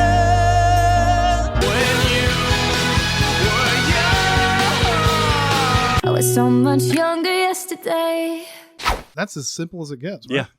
Yeah. Jeremy, you want to start us off? Sure. And I think there were a couple different ways we thought about approaching this, like movies that make us want to be a kid again or remind us of childhood. And then there's some that just like take you back, like the way Anton Ego gets taken back when he eats the ratatouille. And for me, I wrote down Iron Giant is one of those. Absolutely. Now, part of this is I'm just on the fringe of the generations to have grown up during enough Cold War time that the whole duck and cover side joke stuff in Iron Giant hits home for me. We used to do drills not dissimilar from that. Yeah. I didn't grow up in the 50s or whatever this era's visual is sort of aping, but just everything about this made me feel like a kid. I wanted my toys to come to life and be my friend. I love the Iron Giant. I know exactly what you're talking about. It's sort of one of those things like, yeah, what if you are one of these kids who just didn't have any friends or anything like that, and you stumble on the bestest robot ever? Yeah. And he becomes your friend. Yeah. And like, it's sort of it's a kid fantasy, right? To have that kind of to have that kind of machinery at your fingertips. He doesn't know how dangerous he is. Right. Until much later, but man, that's just that's one of those things. And I love the friendship that develops between them. Yeah, especially since language is such a barrier for the most part. He only eventually learns a few words. Yeah. And Harry Connick Jr. almost steals this movie. Yeah. Anyway, I wrote down that one. I wrote down Toy Story, which is a total obvious answer, but I mean, anybody that grew up playing with their toys and imagining scenarios and adventures for them, well, you can't watch any of these Toy Story movies without it opening with one such fantasy adventure. And I used to play in the tub before we had a shower. That's how old I am. With my Star Wars figures and my Mask figures. Do you remember Mask? Oh, yeah, and my Transformers. And I would make up, and my GoBots. And I would make up all these adventures and stories for them, just the way Andy does in Toy Story. Hang on, you mixed Transformers and GoBots? Well, my aunt mixed Transformers and GoBots because she God. thought they were the same, but I'm not going to throw away a toy. Oh, man, that's like mixing Lego and Duplo. The GoBots had one that turned into a nuclear submarine. Oh, yeah. It was actually pretty awesome. There was never any nuclear submarine Transformers that I was aware of. Talk about duck and cover. Yeah. Wow. No, yeah, that's why those movies succeed so much, is that it's like plugging in directly to your memory to stimulate that stuff. Mm-hmm. And that's why they're so much fun. And yeah, it transports you back. No matter what time point you watch them in, you can be an adult in their 30s or 40s and still take yourself back to this. Or you could be a kid and watch it in that context too and really relate to it. Yeah, that's a great pick. Cool. I don't want to make this all about like, cartoons and everything, but The Incredibles is one of those. Yeah. Especially, and we've talked about this scene a million times, just when he finds out he can run on the water and everything, and he has that giggle and everything. That's what brings you back to being a kid. Is that type of stuff, is learning what you are capable of doing. And in this case, this kid is a superhero. Yeah. And stuff like that. It's just one of those movies that's, I don't know, it's just fun all the way throughout. No, it also taps into the fantasy of being a superhero and living in a normal society, you know, where it's like, I've got these abilities, but I've got to hide them and all that stuff. My mom and dad might be a superhero. Yeah, it's that kind of vibe. Yeah, exactly. So, no, I mean, when my kid watched that for the first time, he immediately related to Dash because he was like, man, I've got to start working on my super speed, and so I can do that stuff. Yeah. And it kind of puts it in such a realistic, for a cartoon, context that it makes that fantastical thing really stimulate for you. Well, I think a lot of it is the marriage. That marriage is Marriage. written and performed so well, so raw. Like in just a few short lines here and there, we get so many levels of subtext. Like when he comes home and he says, "We're moving from the 4th grade to the 5th grade. It's not a graduation." And then she ends that argument by saying, "It is not about you." Yeah. And it just grounds everything in this real family feeling. Because other than the powers, they feel like a very real family. Mm-hmm. Yeah. So it's just one of those things. I mean, superhero movies, it's hard to really like talk about. I mean, it's really just about being a superhero, being a kid and being able to do that type of thing. Yeah. I still do wonder how an elastic superhero and a super strong superhero make kids who are super fast and and are invisible. Like I do wonder how that superhero gene is traveling. Like, well, let's make this person different and like this. It must be. It could be inherited from the generation previous. Yeah. Yeah. Maybe so. I don't know. It's not anything that you need to think about, I guess, Chris. Yeah. The cheating one is Stranger Things. Oh, nice. Yeah. Mainly just because they got the 80s right Yep. so well. When Stranger Things first came on, it probably was on for the first 3 days or whatever when I finally ran across it on Netflix. And I was hooked immediately, mainly just because of its title sequence. The music with all the synth and just that grainy, like, everything. It takes me back to when I was first really getting into movies. There's something about, I mean, I don't know if it was just the 80s or if everybody who's a kid experiences movies like this. Like, but there's something about that, when the Never Ending Story comes on. That came on the other day. I was sitting there watching it and I was like, the music in that, just like, all right, I am 8 years old again. And Stranger Things was the same way, even though it wasn't, it was more Stephen King, Steven Spielberg type of thing. It, just those kids in there and everything that reminded me. Having it from their perspective, that's where you really, because we've all ridden our bikes over to a friend's house to play a board game or a fantasy game or something like that. And it's interesting for our generation, and it may be for the next generation too, but we had a lot more freedom to ride your bike down the street and that kind of thing late at night even. Of course, that doesn't work out very well in Stranger Things. No. But like, you had more kind of flexibility to go around your neighborhood and that kind of thing and hang out at your friends' houses. And telling it from that perspective, in addition to the sheriff's perspective and Winona Ryder's, but that's the most engaging is the kids' perspective where they keep stumbling on this mystery and deeper. It's really cool. Yeah. I've got a couple others, but I'll let you go on. Yeah. Okay. So one of the reasons that I threw out this topic was I just rewatched Moonrise Kingdom again. Oh, yeah. And that movie hits me on all the levels of that age. So they're right at 12. And when I was 12, I did two things. I did scouting and I chased girls. And this kid does both in this Did you movie. ever catch one? Yeah, occasionally, yeah. Not to the level that this kid does. But it's so cool because from that perspective, you really can tell that this kid thinks he can do anything. And that he needs to go AWOL from this camp and basically he'll live his life however he wants to. He's got a plan for the future that involves going to meet this girl. He's all, packed down and everything. They're going to go to this inlet and eventually find their way off of this island because he's had such a traumatic past. But I love seeing that. And normally I'm not like into those types of movies because I don't really like kids all that much. But like when you get something that like almost transports you back to that era, it's really, really cool. And that's such a unique way of telling that story. That's a good one. There's sort of a theme, I think, going on with all these. They all have kids who are self-reliant. They may not be popular, but they have their own, like, they have their own powers, basically. Stranger Things, it's them, on this mystery and learning these things on their own. Iron Giant, it's a kid who's like, he's always trying. He's telling his mom, like, why can't you just trust me once? The Incredibles, they already have superpowers, and and here you have kids who are just self-reliant and just go about their own way and everything. They're almost mini adults. Yeah, exactly.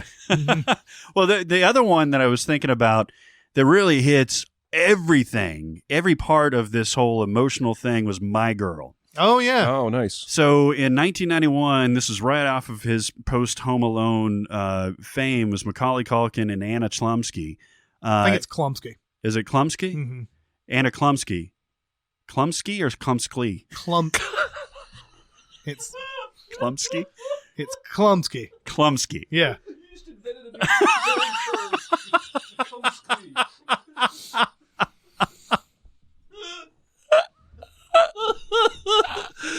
Oh, Jesus.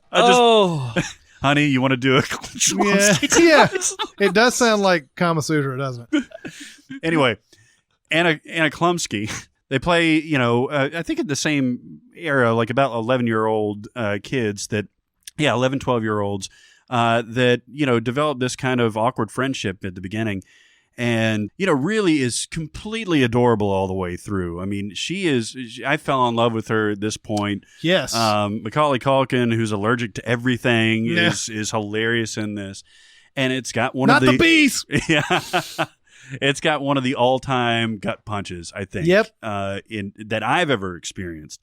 And the way that she reacts to that, I'm not going to spoil the movie, it's from 1991. He dies from a bee sting.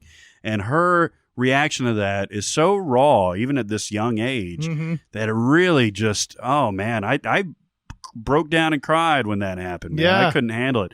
But everything leading up to it is great, man. It's a really, really interesting movie, and it will definitely take you back to that era. And one of the nominees for most unnecessary sequeled movie ever. No kidding. They made a second one. Yeah. Well, what's funny about that is that I was just reading about Anna Chlumsky and Dan Aykroyd, who apparently does this a lot. He keeps circulating that there's a script out there for My Girl 3. And he's like, it's in development and everything. And she had to come out and say, like, no, there's not. But he did the same fucking thing for Ghostbusters 3, didn't he? Yeah. Eventually it got made, though, didn't it? Yeah, I guess although so. I think Ghostbusters 3, he was tied to writing that. Yeah. That's why he knew there was one. Yeah. I don't know about My Girl 3. I mean, well, I guess it was in My Girl then, but that scene where she's like, don't come back in for another 5 to 7 days. Yeah. It's one of the funniest lines ever. She's like, I'm hemorrhaging, because she's like a hypochondriac in the movie and everything. He's like, I'm hemorrhaging. But yeah, to think, at the time, Macaulay Culkin was one of the biggest stars in the world, not just child star. Yeah. And to, just off him like that in the movie, is ballsy, Yeah. But that's a good one. And for a different reason, Guardians of the Galaxy was like that for me. It was mainly because I think I saw this with my niece and nephew, and just seeing how they reacted to this movie while I was watching it and everything. It's just like everything was just utter delight. Even stuff that I normally wouldn't laugh at or whatever, they were just loving it. Did they get that Jackson Pollock joke though? No. Although my nephew did laugh, but I was like, there's no way you know it. Hope not. There's no way you fucking know. That's interesting that you said seeing the reaction, because I mentioned to you guys the other day that I showed my son Back to the Future for the first time. Yeah. And he's 8 years old, and seeing him react to that movie in real time the way that I did when I was around his age, probably right at his age, was awesome. Mm-hmm. I bet. Because that movie really, besides the life preserver, really hasn't aged all that much. Mm-hmm. Right. Because it's out of time, basically. And the reason that it took me back, first of all, I haven't seen it. I watched it so many times when I was a kid, but I haven't seen it in a long time. But Michael J. Fox, to me, when I was growing up, was the coolest guy, man. He played guitar. He slid across hoods. Like, he would punch people out and that kind of thing. And, like, getting back into that, like, I just always loved watching the cool kids. I don't know how to explain it better than that. But, like, somebody that really was confident in themselves and capable and all that stuff was really cool. And seeing that from my son's eyes was super fucking cool. So you're saying you wish that you could be like the cool kids? Yes. 'Cause Like all the cool kids. They seem to fit in. Yep. I really loved Michael J. Fox back then too, and I was a big Family Ties person. Uh-huh. I used to watch that all the time. and to see him in Back to the Future was extraordinary for me. Yeah. And then Teen Wolf, even, I was like, man, and I wasn't even thinking about it at the time. I was just sitting there going, how in the fuck did he have all the time to do that now? And you look back, like Family Ties, and they've mapped it out. They've told the story about how he did that. Because remember, he wasn't even supposed to be in Back to the Future. It was supposed to be Eric Stoltz. Oh, yeah, that's right. And they got him like last minute on that. Well, they'd already done shooting with Eric Stoltz. So you can go out and find. They did some shooting. Yeah, they filmed scenes, though. Yeah, it wasn't saying. like an entire movie. No. But they got far enough in that there's footage out there of some scenes he shot. I think one of them is when he goes to the diner and asks for a Pepsi free or whatever. Yeah. You want a Pepsi, pal? You're going to pay for it. That joke probably won't play so well to future generations. No, he won't. Because for a time, there was a whole separate Pepsi called Pepsi Free that was calorie-free or whatever, sugar-free. Yep. And then you get a tab. I can't give you a tab if you don't buy anything. Tab was everywhere. Those jokes are falling flat today, I tell you. All right, you want to do some questions? Oh, okay. Question. I got something to say. I want the truth. I am listening. All right. I'm gonna go for this because anything accent related is my jam for whatever reason. So one of the questions from the Reddit thread is, since you mention accents every now and then, yeah, right. What do you think are the best or most correctly done accents in movies? And his example is Gary Oldman's Russian accent in Air Force One. Mm-hmm. Now, I think Gary Oldman almost always nails his accents anytime. In fact, I was reading about it, and he did such a good, like, American, Jamaican accent, True Romance, and all that stuff. And he's done Jim Gordon. He's done all these other things. And apparently he did so many different accents that he had to go back and get a accent coach to reteach him how to have a British accent. Yeah. Well, which I is didn't insane. even know this guy was British for the longest time. Like, it took forever for me to find that out. Yeah. Because he had done that. He'd been such a chameleon in every role. He's amazing. It's weird because you don't ever hear British people saying, like, oh, that American man nailed that British accent. It's very rare that I hear that. The only time that I have heard that is Renee Zellweger in Bridget Jones' Diary, which is weird because I didn't really think there was anything special about it, but apparently it's considered very good by British people. But it seems like British people do American accents better than Americans can do British people. And I believe Gwyneth Paltrow got some love for her Emma accent. Oh, really? The Jane Austen Emma. But yeah, usually Americans go straight to like this, what every American goes to. Well, yeah. And there's no better example of that than Keanu Reeves in Dracula. Yeah, exactly. But as far as the good ones, I'm sorry, I'm talking too much, but as far as the good ones, my absolute favorite is Tom Hardy's accent in The Revenant. Yeah. I think he absolutely nails it. There's no way that you would think that guy is from the UK at all. He's got not only a Southern accent, but he's got like a Texas Southern accent, which is different from like a Tennessee Southern accent. Anyway, that is one of my favorites. Yeah, absolutely. Good pick. I love hearing him talk in that movie. Yeah. I went with our boy from The Amazing Spider-Man, Andrew Garfield, who is British as fuck. Yeah. And in that movie, and especially The Social Network, I did not know or even have an inkling this guy was British until I found out he was British. And that, to me, is the mark of a good American accent, if it never even occurs to me that you're doing an accent. Mm-hmm. Is that it? Yeah, that's all I got. That's all I'm going to share. All right. Well, fuck you for only coming up with one. I came up with more, but he only shared one. I thought we were doing a round robin. I'm not really criticizing. You realize that? You realize that, right? Yeah, I do. Okay, so I Meryl Streep is generally considered like just all time as far as accents are concerned. So I came up with two immediately that came to mind. Where her Polish accent in Sophie's Choice is amazing. Yep. And so is her Australian accent in A Cry in the Dark is wicked good. Is that the Dingoes Ate Your Baby? Yep, Dingoes Ate Your Baby. But she sounds like she's from there. I mean, maybe somebody from Australia thinks it's a hack accent, but man, she is freaking good. She's good in that. My wife likes that Julia Child movie. Oh, yeah. Julie and Julia? Yeah. And she has a goofy-ass sounding voice in that movie, but probably because Julia Child did. Yeah. Anyway. And we mentioned before, Kelly MacDonald in No Country for All Men has a really good Southern accent in that. You know, it's a lot of times people do the Southern accent, and it's and for whatever reason, it goes to the ultra redneck. Yep. There are ultra rednecks that sound like that.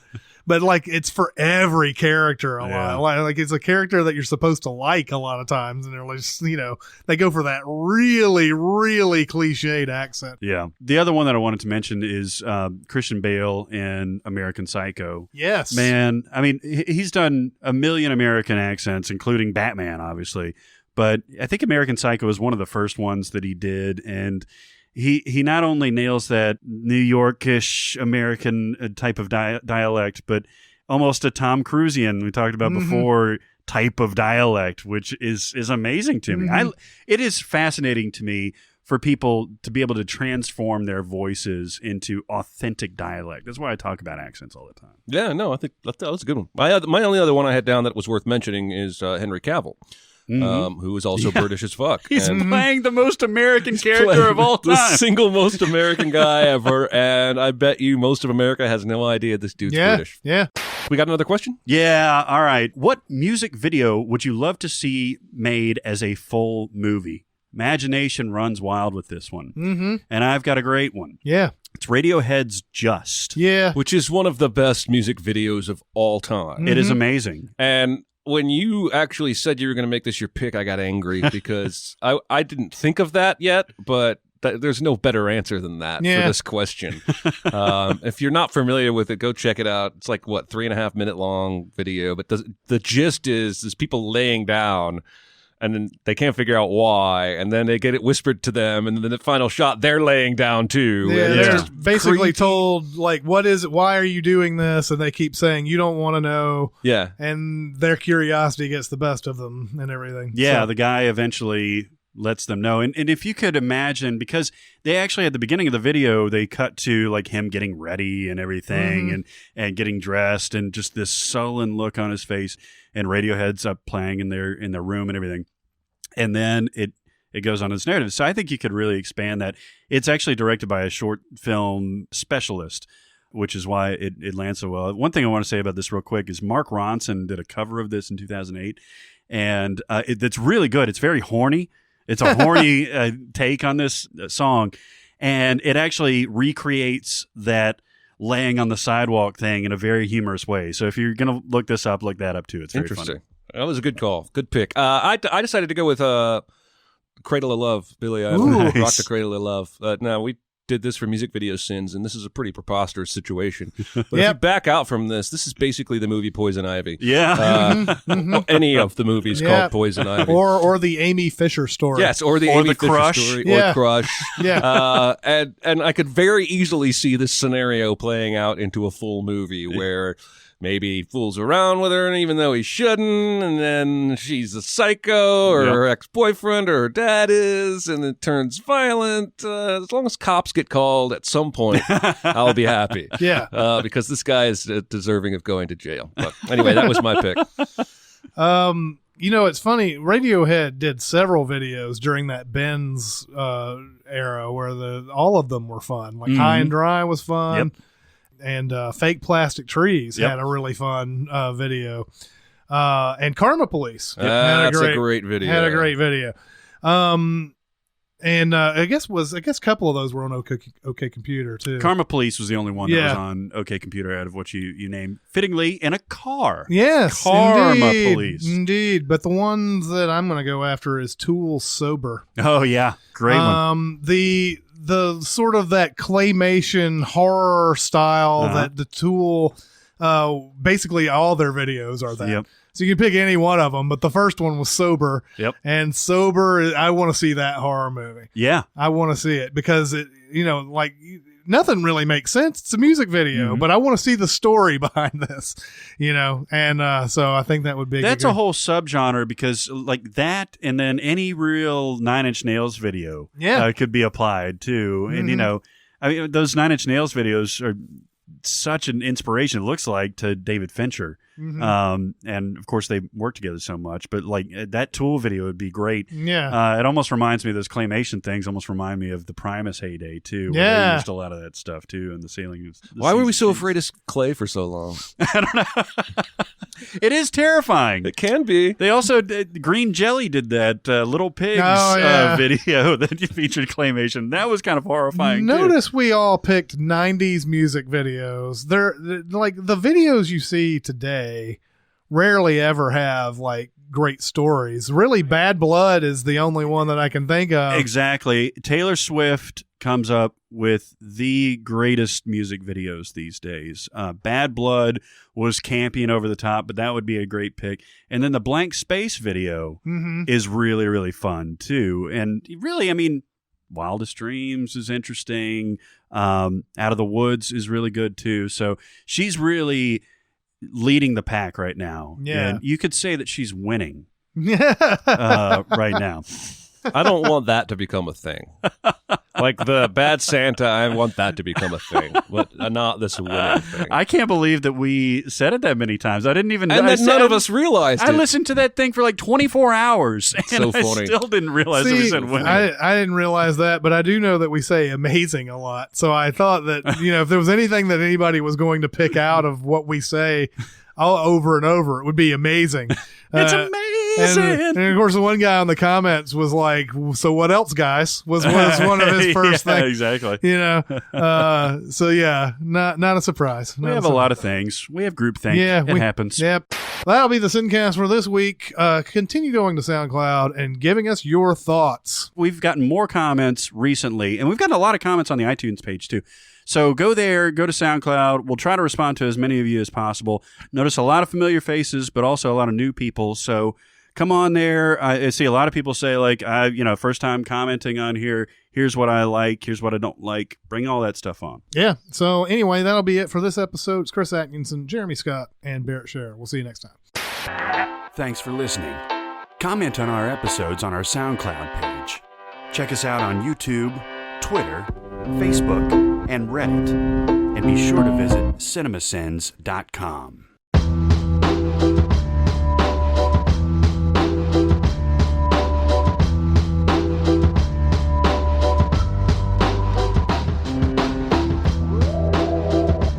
I think Charlie Puth and Imogen Poots should get together. And then she should keep her maiden name when they marry so she can be Imogen Poots Puth. Yeah.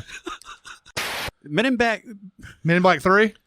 Men in Back, women in front. I can't get it out. Whore. None. Whore, none. Whore, none. I've looked for that.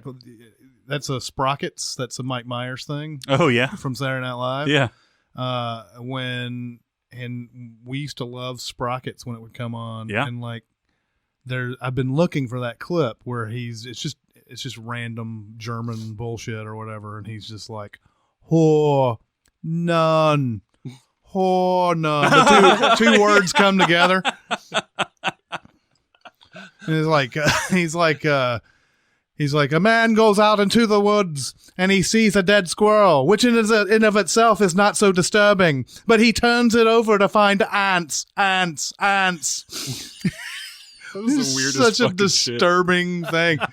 Yeah. My girl. She's got a male chorus over there. And it's like they're not allowed to move. Because she's all like, doing her arm thing. Let the sky fall. And the other guy's like, let the sky fall. It's like the Russian chorus from Hunt for Red October. Abraham Lincoln Vampire Hunter.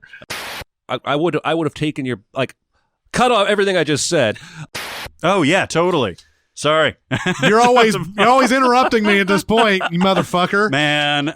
I'm sorry to stop this in the middle here. I'm trying to look up a movie that reminds me of this Safety Not Guaranteed that came out. I don't know if you ever saw a movie where these people they're like reporters or something, and they want to get into this cult, and they're trying to figure out what the cult's all about.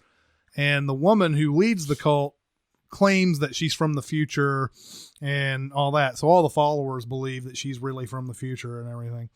And so like the reporter who's in there is like, it pretty much feels like he's on to her when she says that she's one of the hit songs in her time was it was a song that's very much the Cranberries. I can't remember what the Cranberry song was that she sang. Linger or Zombie?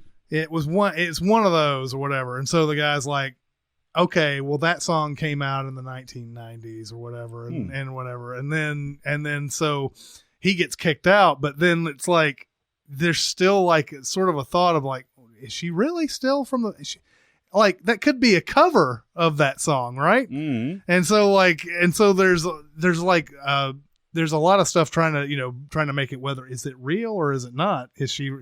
And I can't remember the name of this movie for the life of me. And I want to maybe somebody we can put it in the outtakes. Maybe one of the listeners will know. Yeah. I mean, I'll come up with it probably when we break or something. But all right. It's got one of those never let you go type of titles. You know, it's one of those. Naturebox. Damn it. I would say this episode. Should I cut out the damn it? Yes, George. God damn it, swear.